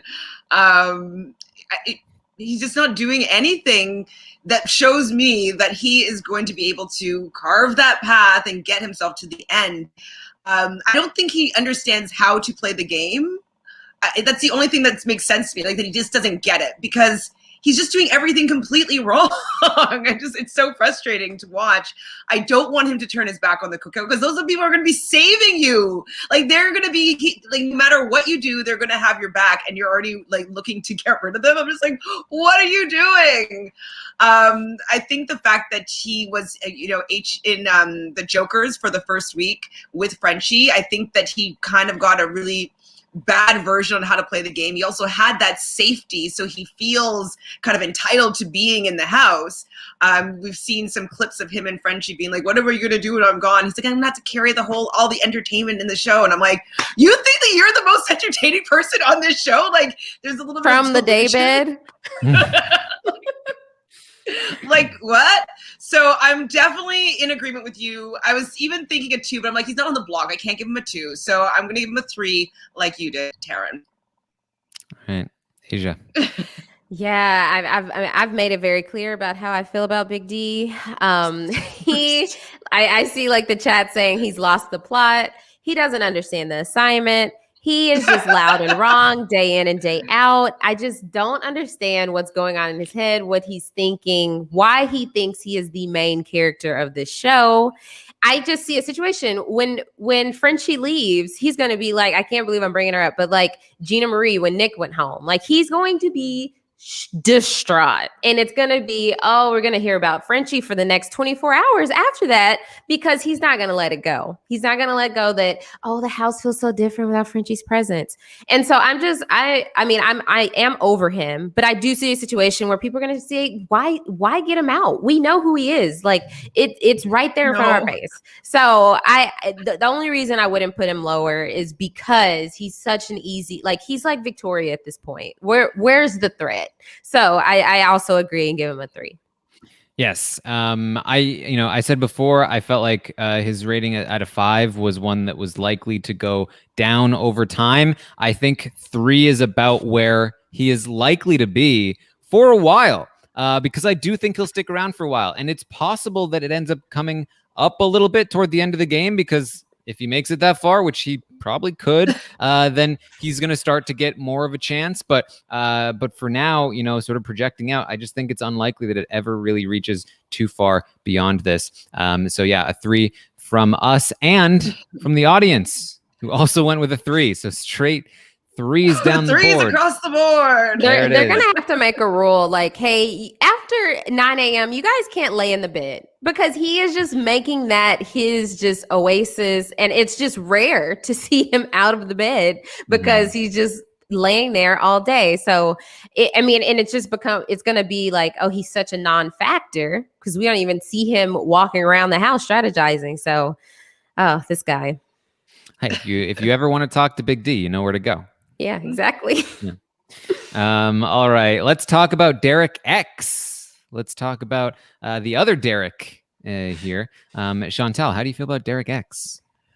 It's So this is, I mean, a similar spot to Claire in that I want to fluctuate between a 6 and a 7 here, because I know that he doesn't know the game to begin with, and he was the #1 target, and he ended up saving himself with that veto. And I don't even know if he knew how in danger he was in that moment. And then he even had that power again this week. And so I feel as though, the fact that Tiffany really wants to bring him along, and he's getting along with them, he's starting to learn how to play the game. I have faith that he's going to figure it out and be able, he would be someone that I could see getting to the end, knowing all those, doing well in those comps at the end, and potentially even getting to the final 2 and maybe even winning. So I can see a path for him to win.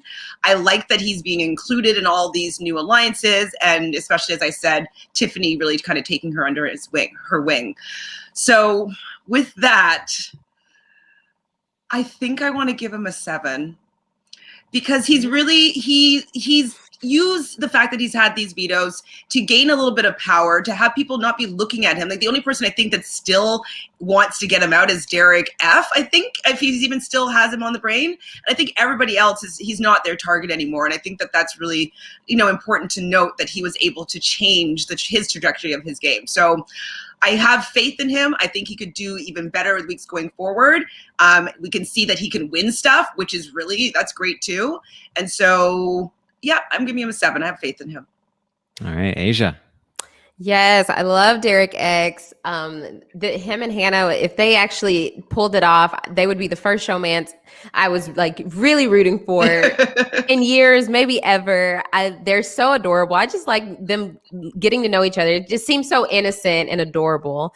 And he is the person that has improved the most from the moment he has walked into the house, of learning as much as he can about the game. And he's just been able to show that, and just having conversations with people. And we're in the moment. I'm like, is he reading this right? Like, does he realize Frenchie is trying to get one over on him? Does he realize Brent is trying to get one over on him? And then you see him talking later to like Claire or Tiffany, was like, oh my gosh, like he said, like he asked about my confidence. And I was like, I'm not even going to ask you about your confidence. And so I love that he's able to put on a front. He's not one of those people that's just like, oh, I don't want to be fake. I can't be fake. That's not me. No, that will benefit you in this game, because you're able to have these conversations with people and they don't know how you truly feel about them.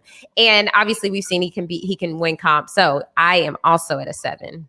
There you go. I am at I guess a more conservative 6 for Derek X. I definitely like the jump in position. I mean, this is truly, a situation where, I was between a 3 and a 4 last week, ended up changing to a 3. And I feel like that was probably the wrong call. I feel like I probably should have stuck with the 4, because that potential did come to fruition. Now, would it have been the same result if Brent had ended up winning that HOH? Maybe not. He is in a position where he needs a clear, smooth road in order to have space to learn what he needs to learn in order to do well in this game. But it's currently happening for him. And on top of that, as Aysha said, he's winning competitions. And that means he's good at competitions, which is a very good thing. Now, I am concerned, and maybe if this conversation hadn't happened, I'd be a little bit more willing to go higher. But Christian is still looking out at Derek X. Christian is still looking at him as a potential target after the Brent threat is gone. In addition to that, Derek F, Big D, is still talking about Derek X, still wanting to go after Derek X, refuses to drop it pretty much. And as I said, I think Big D is going to be around for a while. And even if nobody listens or respects to Big D, just the fact that somebody's name is out there as a target makes it so much easier for other people to latch onto it when it's convenient for them. So that's concerning. And on top of that, this structure that he is a part of, it benefits Tiffany a lot. It benefits people who are protected by the Cookout. He is not one of those people. And so he still has a ways to go before he is really well insulated. So a 6 from me is going to be that thing for Derek. Fair. It's fair. The audience is with me on this one. They gave him a 6 as well, but that's still going to be a jump to a 7 overall for Derek X. Big jump in the rating. If you had faith in Derek X, you are going to get a payday. Should have did that, but my I was advisor. really debating it. I was debating it, and my financial advisor Mari led me a different way. So what did she tell you to do? Are we going to look after and see what happens? We'll try to look after. We'll see. Yeah. Okay. I don't know if I can capture it properly in the current setup, but we can at least read it out if possible. All right, let's talk now about Frenchie. Let's talk. Let me give you the audience score here real quick. The audience gave Frenchie a 1. Yeah. It doesn't happen very often. Oh man. But they went for the 1, and I think it is appropriate here that he has basically no chance of staying. He has done nothing to help his own cause this week, and there it is. That's like Period. I'm with you in the audience. I do think that there were a few ways that he could have gotten out of the situations if he wasn't Frenchie, if the way that he played the game or why he was on the show, if all those things didn't exist and he was just a person that wanted to stay, I do think that he could have been able to say certain things, and he had allies and people that were willing to ride for him. Like, look at if Derek F can still be all in, and even Aza is still could potentially vote with him if she could just get those numbers. Like, he could have maybe worked something to get him to stay this week, but he kind of gave up, and he gave up kind of pretending as though he's doing it because he doesn't want to go out against Brittany and he doesn't want to campaign against her. But that's also mean he doesn't want to stay here. He would rather her stay instead of him, and him not wanting to fight to be in the house. I don't know. He doesn't deserve anything higher than a 1 from me for that. Yeah. And like the thing, I usually don't give a 1 unless they did it to themselves. And you could theoretically argue that Frenchie did this to himself last week and not this week, but that's not even true. He did a lot of this to himself this week after he talked to Kylan going, F the slaughterhouse, I'm done. Like, what? Aysha, what do you think? Yeah, so he's going to get out and be like, I can't believe RHAP gave me a dead-gum 1, but I am giving him a 1 because that's what he deserves. If this was if we could go into the negatives, this man would be a -20. Or just a 0. Just like, I would take a combination of all the too hard, too fast players, and he has just created this, like, I've seen like the comparison to Thanos, like he has done it. He has captured every element of all of the worst players' games. In some way, it's crazy, but yeah, he did it. So 1. There you go. That's straight 1s for Frenchie this week. Wow. Has that ever happened? I couldn't tell you, but Christina probably could. So maybe she'll pop up in the chat or tweet about it later. But Christina does some awesome statistic stuff with all of our data. I think if it has happened, it's probably only happened like once or twice, but it might be the first. Who knows? All right, let's talk about Hannah. Now, Derek X said yesterday on the feeds that Hannah's stock was on the rise. Is he correct? Let's find out. Aysha, how do you feel about Hannah? So okay, Hannah has been very interesting. She is closed off. And I think that is not quite working in her favor. But I know people like her, so it's not like it's a knock to her. I can see, like, she's guarding herself. She just has a guard up, but you can tell she's a friendly person. She's trying to figure people out. And it definitely wouldn't put me off. I would definitely try to be befriending her and working with her because she's very clearly intelligent. But I think it's a situation where the Cookout has kind of put her at a distance and tried, like, we're protecting you, but we're not going to let you in on every conversation. Or, it's a situation where, like, she's getting close with Tiffany, but Tiffany's not, she's not Tiffany's, like, wing woman. So I worry about Hannah because I think that her being guarded has allowed people to think that she's not willing to be all in. And so that kind of scares me, but I don't think she's in a terrible position. I don't think she's in jeopardy of going on the block anytime soon. So, I even liked, like, her one-on-one conversation with Kylan. It was just very, like, she's so direct. I think that people could read that the wrong way. So but I don't think she's in a terrible position. So I am giving her a 6. All right.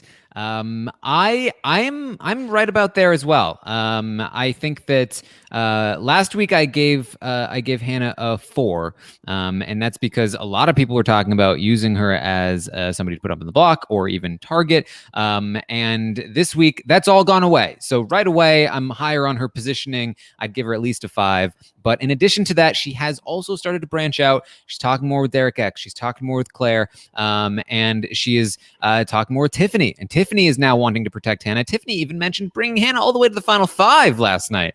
I don't know if that would actually happen, but it's definitely something that is being considered. And add on top of that, and really should not be discounted for anybody in the Cookout, but she has the Cookout, which is a very good place to be for anybody in this game, including Big D, but it's Big D. But I think that she is she's in a much better place than she was last week, and I think that she can do a lot more. So yes, a 6 for Hannah from me. That is a 6 from me. Chantele, what do you think? Oh man, I'm okay. I mean, I agree with all your points for sure, and I've been debating between a 5 and a 6. It's like a high 5, just because she hasn't been doing a lot for herself, kind of like how a lot of other players haven't been. Like, it's like Tiffany's bringing her in, and she, like, everybody else is kind of moving her around, but she's also still being that person that people want to have in their game and move around a little bit. So she's in a pretty good position from what I can tell, except for the fact that she's on a team with Whitney and Brent. I think that doesn't look great on her, because, if that King-Queen's alliance plus Derek happens, like, potentially, the other aces could be people for noms and renoms. So she's kind of on the outs a little bit there. I think I'm going to give her a 5. I do like, though, that she's like starting to make some relationships with people that she hadn't been before. I like that she's a fan of the game. So she is thinking, but I haven't seen her doing that much. She's just, everybody's just kind of taking her and bringing her around. So the fact that she's not like an official member of the Cookout, like, that's kind of bothersome a little bit. She is, though. She just doesn't know the name. Well, like, they consider her. It's the nod or whatever, Kylan even corrected Xavier. He was like, Hannah is part of the Cookout. They do keep forgetting, though, sometimes. Right. Like, they have to be corrected at times. Well, and like, I've seen a lot of people do, like, on Twitter, they'll have like an alliance board, and I think there's 2 or 3 positions where it's like Hannah plus Hannah, sort of. You know what I mean? She's always just like on the adjacent. Afterthought. So the fact that she's not officially included in our eyes, as people that are watching, that means that most likely in the house she's not officially included in a lot of these things. So if she was like the leader of the Cookout, like, I would be like, okay, 6, 7, like, I think that you're doing well. But I think that she's a little bit of an afterthought in too many people's plans that I don't think I can give her higher than a 5. So 5 it is. And I think once Brent's gone and he no longer is like following her around the house every second that he gets, she'll be, let loose to be able to do what she wants to do. But she's not even entertaining it. She's just being nice. And Brent thinks that they have a thing for each other. And she's like, can you believe Brent thinks we have a thing for each other? But she's not doing enough to like fully like push him away. It's enough to like, okay, just in case this man happens to get HOH next week, I'm still in an okay position. Oh yeah, true. She doesn't need to entertain it. Right. Let's talk about, the audience agrees with Chantele on this one. The audience gave Hannah a 5. All right. There you go. Okay, let's talk about Kyland. I can give you the audience first here. The audience last week gave Kyland a 4, and this week gave Kyland a 7. Big jump for the audience. Aysha, what do you think about that?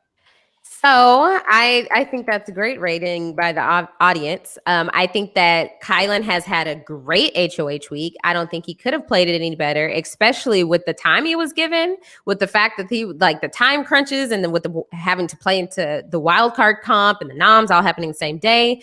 He did what he could do and to get the most information that he could to move forward. I don't think he's coming out of this week with anybody saying Kylan has to go up, like similar to Brandon French. So I think that, he is well positioned in the fact that he has the King's Ace, the King's Queen's Ace. He has the Cookout. He's not big on anybody's radar. So I also did give him a 7.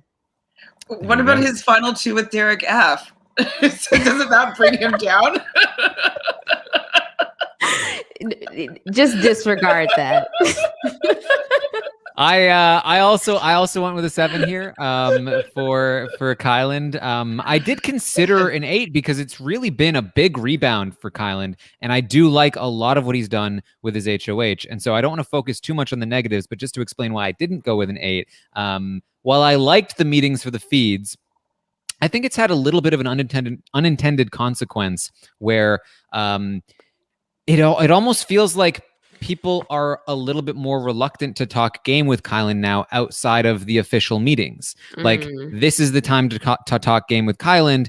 Otherwise, we're not really talking game. The only exceptions to that rule are really Frenchie, who will go up to him at any time, really, and Derek X, who will talk to him, and of course Tiffany to some degree. But the people that he really needs to be talking to and bonding a lot with, are tending to now wait for these meetings, and I don't love that for him, especially because, again, he's the one in power. He should be getting all the birthday presents.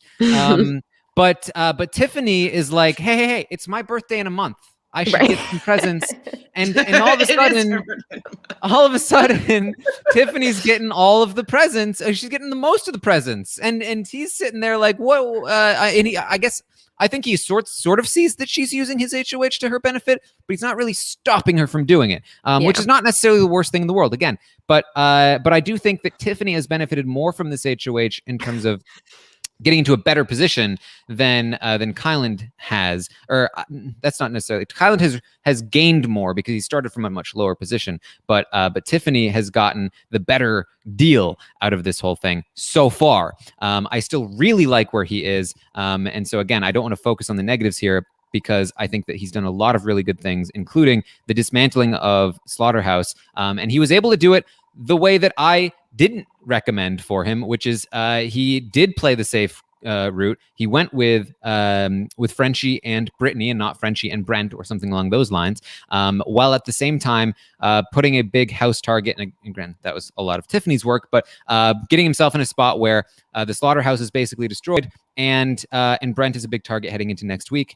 That's a great spot for Kylan because Brent was one of the people who was potentially going to target Kylan last week. All of the people who were after Kylan or talking about Kylan last week are either heading home or soon to head home or no longer doing that anymore. All great things for Kylan. He's also in one of the better positions within this Kings and Queens alliance, having Sarah Beth, having Xavier, having Big D on the outside. Still something. So I like a lot of what he has done. I think that if he can maintain this position outside of being HOH and doesn't just get completely overrun by whatever Tiffany's game is, then I think he will at least stay here, if not continue to rise. I think he has a lot of potential here, but I'm also not forgetting the mistakes that he made last week to put himself in the position that he was in last week.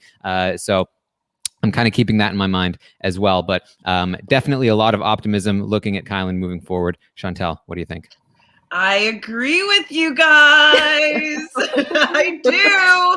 I mean, if I'm giving Derek X a 7, I feel like I should give him a 7 as well. I feel like the amount that their game has improved with a little bit of like a little bit of like guidance from Tiffany, I think that they both put themselves in a much better position. So I love Kylan's kind of final 2. I don't know how long if he's going to take her to the end or not, but with Sarah Beth, I really like that because I do feel as though they have conversations and they understand each other and they trade information, and I think it's good for him and his game. So having that strong connection, I think is great.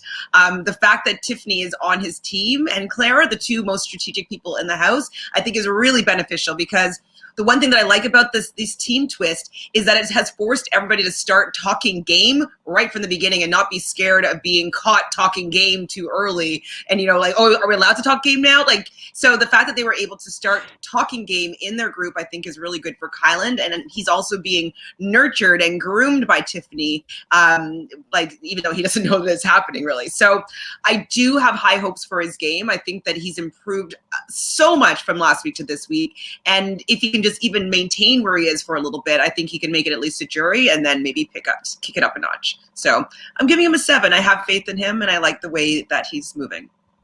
All right. Chantele, how do you feel about Sarah Beth then? Oh my God, I think is she doing better or the same as him? I'm fluctuating between a 7 and an 8, obviously. I think I'm going to give her, I don't know, guys. You're really fulfilling Melissa's role here.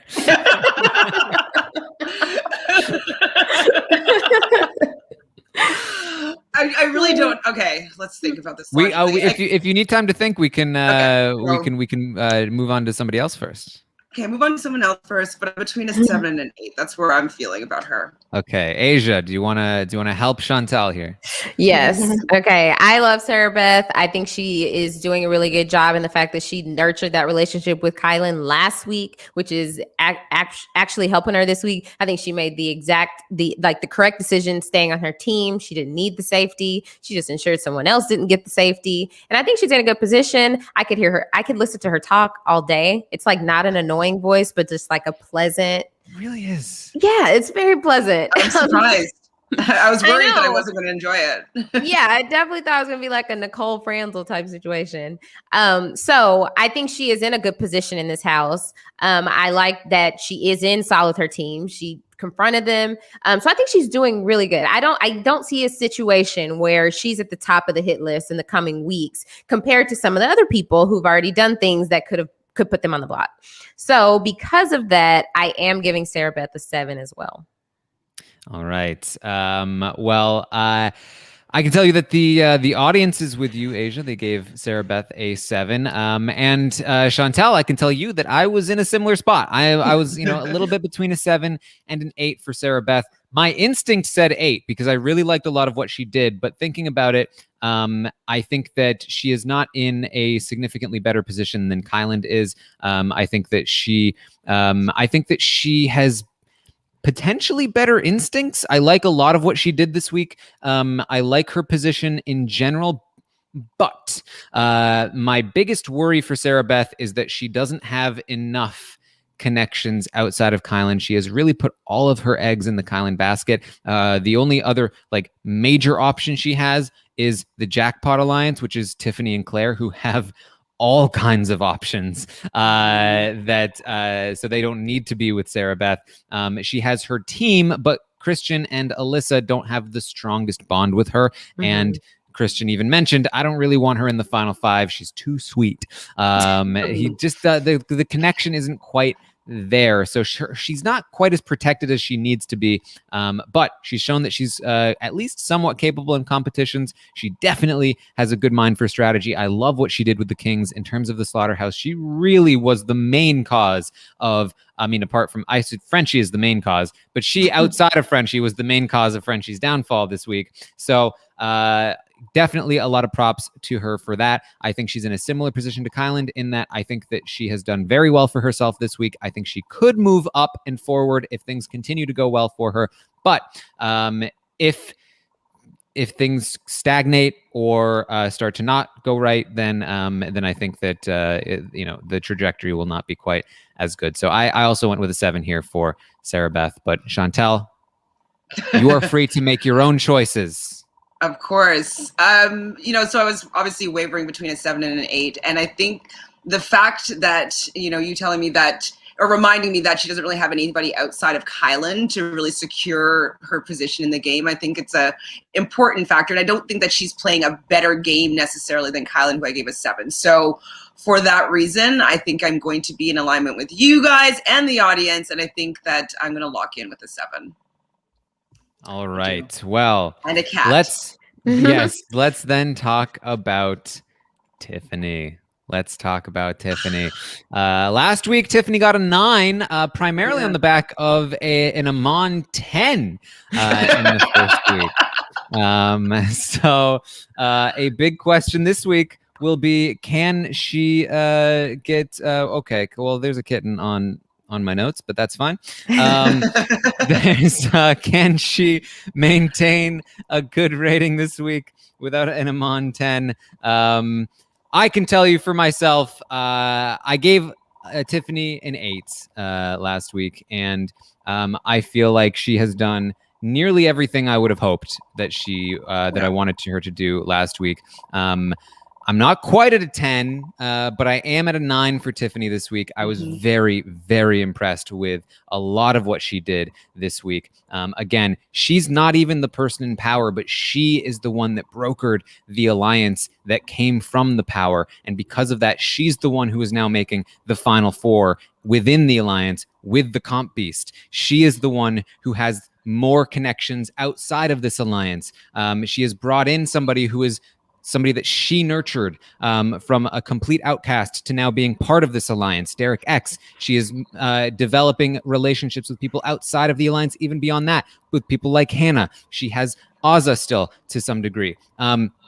There is a lot going on here that she is doing really, really well, and I really love her positioning. It is a very dominant position, and if Tiffany goes on to dominate this game, it will remind me a lot of a perhaps Vanessa week 2 early on, when Vanessa really upended the game structure to her own benefit when she wasn't even in power. I think that she has done a lot of really great work this week to do really good things, but it's not a 10 because this is a dangerous house. And as we've talked about, there's a lot of things that could go wrong here. There are a lot of really smart players, and she has definitely spread herself thin in a way that I really appreciate as a viewer and somebody who appreciates good strategy, because she's taking risks and it's paying off, and I love that. But risks can eventually lead to things not going right. And in addition to that, I do have some concerns for her end game.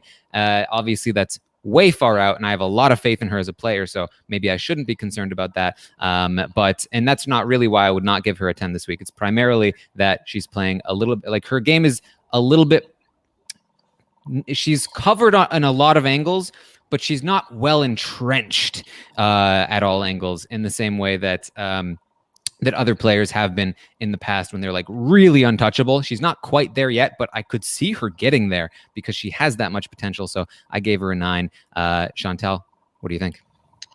Well, I think that the reason why she's not completely covered on all ends, because it hasn't been her head of household. So people don't have to make alliances with her and final 2 deals. Like they don't feel the need to make some really, really strong alliances because she's not in power. So I think that if she ever were to gain any power, I think that's where we would really see like a lot more final 2s, final 4s, like different things being completely solidified. So as you are, and most of the people that watch the show and that are fans, I think that she is just so fun to watch. We haven't seen someone this fun to just enjoy their game, enjoy them interacting, enjoy their stories. Like everything about what she's bringing to the show is just enjoyable. And I think that that's also rubbing off like with her other house guests. So because of that, I'm with you 100%. I'm giving her a 9. She's not getting a 10 because she can't get a 10 yet. Like it's week 2. She hasn't faced any problem. You can't give her a 10 in week 2. It's possible. It's possible. If she played the best possible week 2 game imaginable, then I'd give her a 10. What does that mean? I just like, for anybody in week 2, like considering that it's week 2 and nobody can win the game in week 2, I think at least for me personally, I would still be capable of giving out a 10, but it's definitely going to be harder than toward the end of the game. Yeah, and I'm a little bit worried, that she might have to face up with that vote when Frenchie's gone. Like Kylan was already a little bit worried, like being like, oh, maybe it is Tiffany that, and she hasn't admitted it yet, and like, is he going to be mad at her for that, and will that come back to haunt her at all? So I'm not sure. So that's one of the reasons why I didn't give her a 10, but she would be the most worthy of a 10 out of anybody playing this game so far and in the game for a while. So, nueve for me. All right, Aysha. Okay, Tiffany Mitchell, y'all are going to learn her name. The way that she has just played these 2 weeks in the house, I am just blown away. I'm sorry. I have been watching Big Brother since I was 11 years old, and with the it's like when you see people. Like, okay, Cody plays like Derek. You always think like, okay, this person is playing like this other person. I never thought in season 23, we are going to be seeing a unique player. Like people are saying like Tiffany, Giesling. No. Tiffany Mitchell. And even Amon's 10 last week, week 1, I was like, whoa, Amon. And I love Amon. I was like, that is so high. What are you thinking? But here I am, week 2, and I am giving her none other than a 1-0. She deserves nothing less. I'm thinking like, if you think about, okay, yeah, maybe I think, okay, if the other house guests catch on to what she's doing, or, this is a dangerous house, but she is running that house. It is out of her control if the other house guests finally clue in. She is literally laying the foundation to demolish this chaotic house, this house where people are self-interested, this house where people are playing the game and they actually want to win. The fact that there's a standout player who is so well positioned and she knows what she's doing. She can take a step back and see her position in the house. She sees her relationship. She sees the relationship she needs to nourish. She sees the hair that needs to get done. That's Tiffany Mitchell. And I could be eating my words week from now, but today she is an absolute 10. I appreciate it. And I think that's a very good rating. And there's a part of me that feels like be more assertive, Taran. Go for the 10. You can do it. You can do it. I mean, I love your 10, but it's just too early for me. But I fully appreciate your 10. For me, it's like if things continue on this trajectory into next week, I would probably give her a 10. Like if things still feel that good. But and even too, like if she had been a 9 last week for me, I'd be more likely to go to the 10.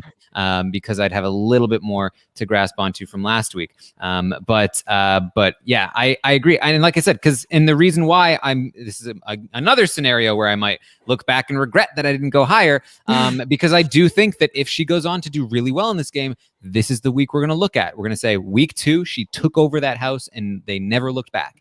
So sometimes these ratings, at least from myself, they're just a little bit delayed because I'm not sure it's quite going to stick yet. But that's where it happens sometimes. So 9 from me. The audience.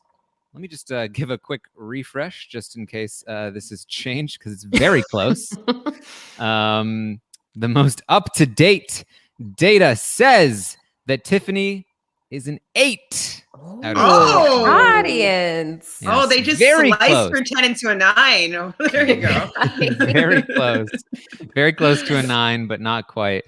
So an 8 from the audience. Okay. Tiffany stays at a 9. It's a more solid 9 this time, but it's a 9. So that's going to be a lot of money there for people who put their money in Tiffany. Let's talk about Whitney. Got 2 people left, Whitney and Xavier. Let's talk about Whitney. Whitney, not great. Not great. Not great. Interesting spot here for Whitney. She is one of the people who is, scheduled to go up on the block next week. That's on her agenda. Yeah. She doesn't know it though. She doesn't have that doesn't quite know about it yet. Yeah. She's gonna get a call the night before nominations saying, "Yeah, we're gonna be arriving tomorrow to put you on the block." What? Since when?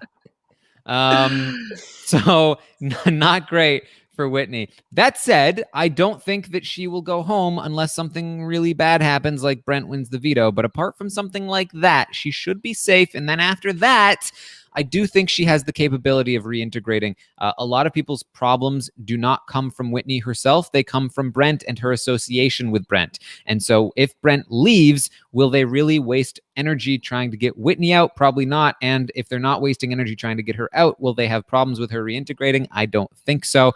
She'll have a long way to go, but I don't think she's in a ton of trouble. And I don't think I think she has some savviness to her. I think that she's off on her reads. She thinks that she's safe to throw the HOH. She's perfectly willing and capable of chucking Brent under the bus if she needs to. But her head is not in the right place right now. She doesn't have the right reads, and that's her biggest problem. So for me, I'm about where I am at with Brittany. I think she has more potential to rise, after she survives the next couple weeks, assuming she does, than Brittany does. But I think she's more in danger than Brittany is of leaving in the next couple of weeks. So I gave her a 4. That's where I'm at with Whitney. Aysha, what do you think? Yeah, so I am also at a 4 with Whitney. I think she's a bystander. I think she's positioned herself really well to go right up next to Brent next week. I think that it's really at this point who wants to bring her in, because she's not the one. I mean, she has spent a good majority of her week being on again, off again with Frenchie, and it's like, just let that man go. There's no reason to continue to nurture that relationship. And so I think, I don't see a situation where she's not easy to put up. And, that's just kind of the position she's put. She needs to just have more agency in the game, play an active role, step out and really establish some strong relationships that can help her in the game, not just, we like to do a spin bike together. So yeah, definitely agree on a 4. All right. Chantele? So for me, I'm just not interested in her game. I do think that she's actually maybe capable of doing well. Like, I do think that if she didn't have these distractions of Brent and Xavier, that she could maybe be a decent player, but she's she's kind of boy crazy. She's cuddle crazy. She just wants to be kind of in that kind of duo in the house. And she's not even recognizing that it's not serving her at all. And so the fact that she's just kind of oblivious to the game because she's more interested, it seems like, having a cuddlemance, that I can't really give her that high of a score. I was debating between a 3 and a 4. And I think I'm going to go with a 4 because I do think that she would most likely stay if she's up against Brent on the block. I do think that she does have the gift of gab in the sense that she can talk to people and she's willing, like you said, to throw Brent under the bus, which I like that. That's fun.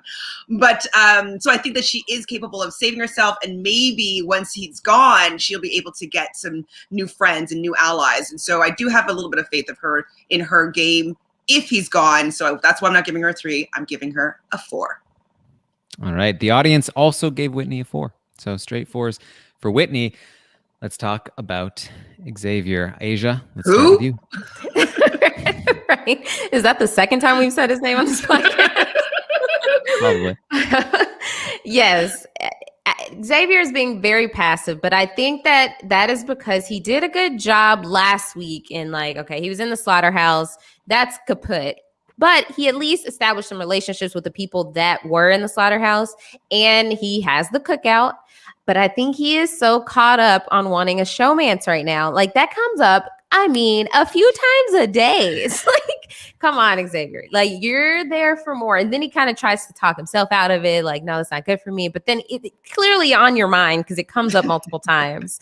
So I'm just like, where are his priorities? Because he's being so passive and that's what he's talking about. I'm like, are you thinking weeks down the line? Are you thinking about who you need to align with, or which game relationships you need to nurture? So I just worry about him, and I worry about him too much to give him anything high. So I am at a 5 actually for Xavier. Okay. Chantele, what do you think? Shockingly, even though I forgot about him in the game, I'm also going to be giving him a 5. I do think that even though he hasn't been doing that much, he's in a decent position. He's part of like the king, queen, plus the ace alliance. He's in the cookout. He has, who is his final 2 with? I forget right now. Kyland. Yeah, I mean, correct? he's with Kyland. He has a final 3 with Big D. But yeah, that's about it, I think. It's pretty good. And I think that he does have a mind for the game. And I think what he's suffering from is what you usually mention about people lying about their professions, is that he doesn't feel like he can talk about himself and what he's doing in his life, and things that bond people, life experience. Like, people would like to know, like, what was it like doing the bar? Like, he can't really tell stories about himself because he's lying. And I think that that's why he's so quiet and he doesn't really talk that much, is because it's like he has to plan out a story instead of just being natural in the game. So I think that that's what's going to hurt him until he can maybe eventually come clean with his information of being a lawyer. And so he could just be himself. Feel so absolved and free if he could just be himself. And I think we'd see him come out of his shell. So I can't give him higher than a 5 because of that, but I do think he's in a pretty good position. And I think he's smart enough to play the game and stay in it for a long time. I just hope that he just outs the fact that he's a lawyer so he can be normal. Like, he can be himself. All right. Well, I'm a little bit higher on Xavier than I guess you guys are. I gave him a 6, down from the 7 last week. He lost the position in the slaughterhouse, but that's actually kind of a good thing for him because the slaughterhouse was not shaping up to be a great place for Xavier. But this new Kings Queens alliance isn't the best place for him either. It's better than the slaughterhouse because they're not talking about him as a target, but again, he doesn't really have any real foothold here. He has Kyland, which I think is great, but beyond that, the Kings team, not the best place. Christian and Alyssa are both like, Xavier, take him or leave him. They've both talked about not really trusting him before. It's not a great place. Sarah Beth, she likes Xavier, but she's much more loyal to Kyland, and she's also got the alliance with Tiffany and Claire, which she doesn't have that with Xavier. So he's not really super close to anyone there except for perhaps Kyland. And then he does have Big D on the outside, but he hasn't really been doing too much outside of that group either. He's just not doing much in general. So it's another one of these situations. I think he has a lot of potential in this game, but right now he's not really fulfilling a lot of it. That said, he should be very safe for the immediate future, and that's going to be very good for him. It's just, this is the second week in a row where I'm like, what is he doing in this game? And I think the biggest disappointment is for me that this was a week where he really could have advanced his game. There's a big gap, a big hole in the game, and Kyland took a piece of that. Tiffany took a huge piece of that, and Xavier is just kind of sitting there and letting things happen around him. And again, if that's how he wants to play the game, that's okay. He can sort of move forward in a different way. He doesn't have to be a power player. He doesn't have to do all those things, but it's a 6 for me for now. It's not quite the 7 of the players who are getting into a little bit of a better position like Kyland, Sarah Beth, and Claire. So there, that's where it is for me for Xavier. I do need to change mine, because now looking at the board, I can't have him the same as Alyssa and worse than Christian. So I am going to change him to a 6. Oh my God, that's true. There you go. There you go. Well, you just changed your rating to what the audience gave him, which is a 6. So it is going to be a 6 overall for Xavier. And there we go. That's the ratings for the week. There we go. All right. Hopefully I made some money. Give me. Okay, let's quickly run through some of these bonus questions, and then we'll see if the Stock Watch leaderboard has been updated after that. So I asked the audience to rank the players from their favorite to their least favorite, and we are now going to play a little bit of a game. Chantele and Aysha, you're going to guess the positions of the top 4 and bottom 4 players. So who is the number 1 pick on the board, the favorite player from the audience? Tiffany. It's got to be We're Tiff. both correct. Tiffany is the number 1 player. But who's number 2? Derek X. Ooh. Yeah. Yes, I agree. It's Derek X. You are both incorrect. Ooh. By a very small margin. It's Claire. Whoa, okay. She was my Okay. next Third guess. For So third. who's Okay. number 3? So Who's I very think close? Derek Derek X would X. be third. Yeah. You are both correct. Derek Okay. X is number 3. Who is number 4? Ooh. Kylan? Island? That's my guess too. You are both incorrect. Ooh. Is it Hannah? I'll let you guys go for a second one because you haven't answered differently yet. Differently yet. So Say you think Hannah. you think Hannah, Aysha, Chantele? Yeah. Azza? You're both still incorrect. It's Whoa. Sarah Beth. Oh, Okay. I forgot about her. I did forget about Yes. her. That makes sense. Yes. All right. Champion week. All right. Let's go down to the bottom. Who is the least popular player in the house? Frenchie. Yes. Who is second to last? Brent. Derek F. Oh. I think Aysha Brent. is correct. It's Brent. Yeah. Aysha takes the point lead No! over Chantele down in the stretch. Who is third to last? It has to be Derek F. Correct. Okay. And fourth from last. Oh. Whitney. You're both correct. Okay. Aysha is going to take the win here. I just spoke too soon. But I thought about it for 1 second. I would have said run, but I just dropped the gun. So it's Tiffany, Claire, Derek X, Sarah Beth, Kyland, Azza, Hannah, Xavier, Christian, Alyssa, Brittany, Whitney, Derek F, Brent, and Frenchie. Yeah. I mean, that makes sense to That's me. fair. Yes. Mhm. I asked the audience to rate the episodes this week, and they gave the episodes a 6.9 out of 10, actually up from the 6.6 last week. So It's because we're seeing things that they've blocked off the feeds we would normally see. Well, I asked the audience to rate the feeds this week, and interestingly, the feeds also received a 6.9, down from the 8.4 last week. Ooh. Now, I think that the feeds Thursday and Friday were incredible. Yeah. Unfortunately, Saturday, Sunday, Monday, Tuesday, a little bit slower. And I think that has definitely, or I should say Friday and Saturday was still pretty okay.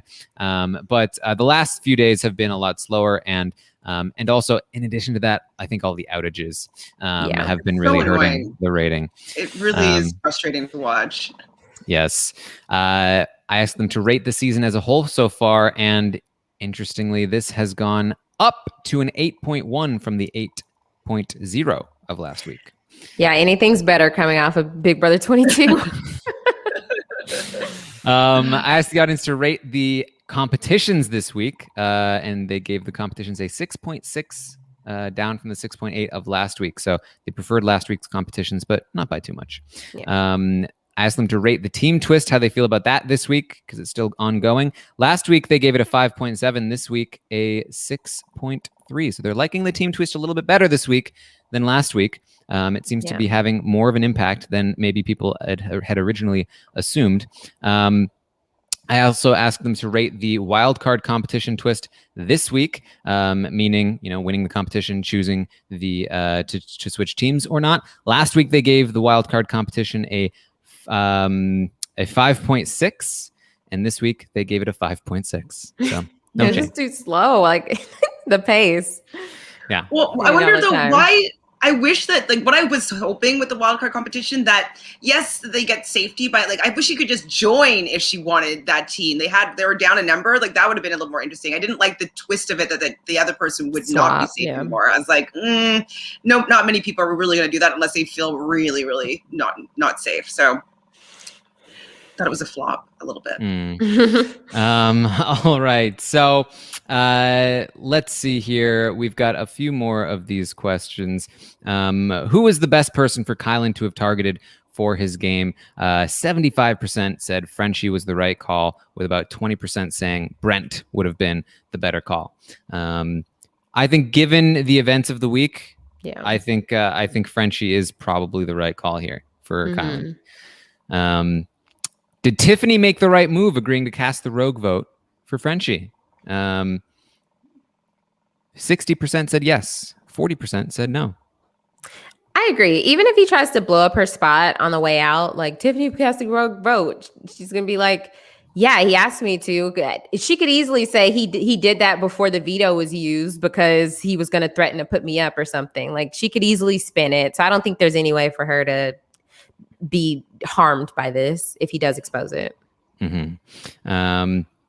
Okay. I also asked the audience, who do you want to be evicted this week?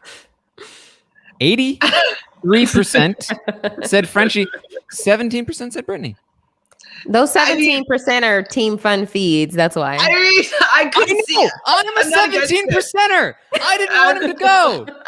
I wanted him to try harder. I wanted him to do something. I preferred Brent going this week than Frenchie personally.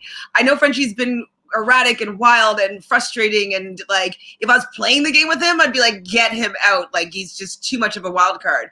But I do like seeing people having to like retaliate against him. I think that's also really interesting as well. Being like, how are we going to maneuver this like walking time bomb? Like it's kind of fun. So I wouldn't have minded seeing a little bit of a flip go, but I don't think it's going to happen. I wanted him to win the veto and go, this is my island. I mean, house. You don't think he would use it on Brittany? Well, that would have been even more fun. Absolutely not. Never. Finally, who do you want to win HOH next week? 33% say Claire. Oh, that'd be nice. That'd be good. 15% say Tiffany. 15% say Sarah Beth. So those are the top three. I'm fine with all of those people winning. Jackpot. Yes, all great options. Yeah. Jackpot, absolutely. They're my favorite players in the house, 100%. Derek X coming in at 9%. Azza with 7%. So I don't know what Azza would do. So she'd go after Brent and Whitney as well. Okay, but it would give her some things to stand on. Yeah, legs to stand on in the game. Right. Those things, legs. Yeah. Okay, let's try and take a look at the leaderboard here.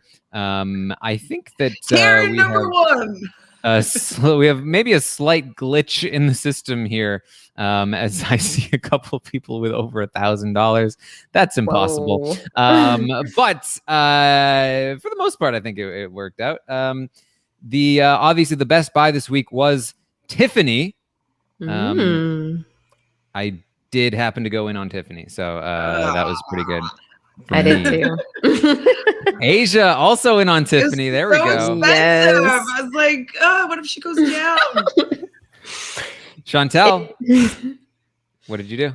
I went all in on a list, and I think I bought one of somebody else.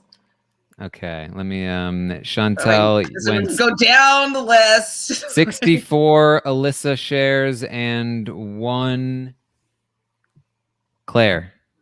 Claire, okay. You are currently in 1,484th place. How am I that low? Like she went up, darn it! I was like, a lot of people made money for sure. I'm like, I'm gonna go. She's gonna be low. She's gonna go up at least a point. Like, let me just go all in on her instead of like being a little more risky and go with Tiffany.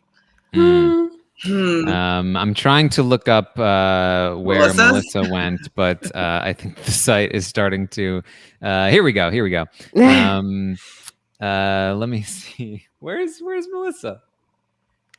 I see a bunch of different Melissas, but not the actual Melissa. I don't know. That's Well, hilarious. I guess we'll have to. Maybe You forget to. she might have forgotten. She might have forgotten. Oh no. Tiffany's looking too expensive to buy now.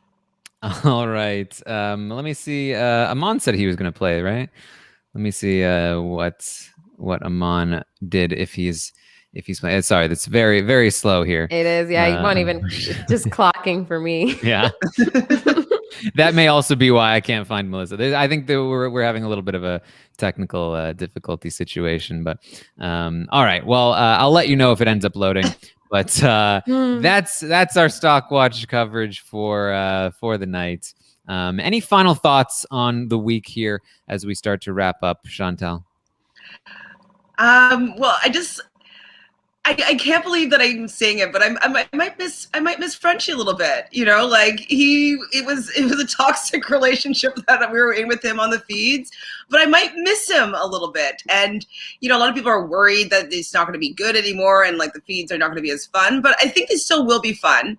I'm looking forward to the weeks coming, but I might miss Frenchie a little bit. So maybe this is a little bit of a eulogy, the actual eulogy for Frenchie. All right. I got more than enough Frenchie in these 2 weeks. It's time. I'm so glad to be saying goodbye. And but I'm so excited to see like where the house is going to go from here, because it's just the gameplay has just been great, and I'm so excited. And I haven't been this excited during Big Brother season in a while. So I'm loving what's happening. I'm loving that everyone is looking out for themselves and everybody's playing it. Most people are playing the game, and it's just been a great to watch. So that's where I'm at. All right. Well, it just finally loaded Amon. It looked like he went in on Derek X and Claire. He split between the two of them, and he got 2 shares of Tiffany. So he is just a little bit ahead of Chantele. Just a little bit. Am I going to be the marker of like who's the lowest? Are you high or below Chantele? Well, I'm so of course, not good at this. excluding Melissa, who I still can't find. The current roundtable leaderboard is Aysha and myself tied for first, followed by Amon, followed by Chantele. But if it makes you feel any better, Chantele, Melissa's probably in last. I hope she sees this and comments on it next week. I can't wait to see her response. What happened last season? Because we didn't see the end with you or Melissa. I remember I couldn't remember what happened, but what ended up? Who won? Was it you in the end? She ended up beating. Yes, Melissa. It was the story of the tortoise and the hare. It was wonderfully told. Melissa got her first win last season in Big Brother Canada. Big Brother Canada, by the way, the complete opposite of this season so far, in the sense that like it was a very fun season that was very chaotic in the same way that this season has been, but the opposite in the sense that nobody made any money. Like all season long, and like tons of people have been making money so far this season. We'll see if that continues, but it's definitely been a fun time. I hope you guys have enjoyed this here tonight. Hopefully I will have a desk put together. It will probably take a while, so maybe not, but we'll see by tomorrow morning. And I will be live tomorrow morning at 11 a.m. Eastern to update you on everything that happens today and tonight on the Big Brother 23 live feeds. Tomorrow night, we will have an episode recap. I will be live on Twitch, twitch.tv/Taran Armstrong, to watch the episode with you guys live. And then Thursday, we'll have an eviction where we will likely see Frenchie go F y'all. And then we will have a recap after that. So tune in for all of that. You can also find me on Twitter at Armstrong Taran. I tweet out the surveys for this podcast Tuesday mornings after the update. So if you want to fill them out yourself, you can find them there on Twitter. Chantele, where can people find you? I'm all over the internet, but if you find me on Instagram at ShanFranFran, or on my YouTube channel talking about Love Island daily, US and UK at 2 and 3 p.m. Eastern. So that's Reality Realness with 3 S's. All right. And Aysha? Everyone, you can go find me on Twitter at Aysha like Asia, so AYSHA like ASIA. I'll be continuing to help out here and there for Big Brother coverage. And then returning this week is the Married at First Sight RHAP coverage. So the season starts this week. So Amy and I will be back to talk about every episode. And it's a really fun time. You don't have to watch a show. If you're just looking for some additional content when the feeds are out, then definitely go check us out on the Married at First Sight wrap up. All right. Well, thank you guys once again for joining us here, and we'll see all of you next time.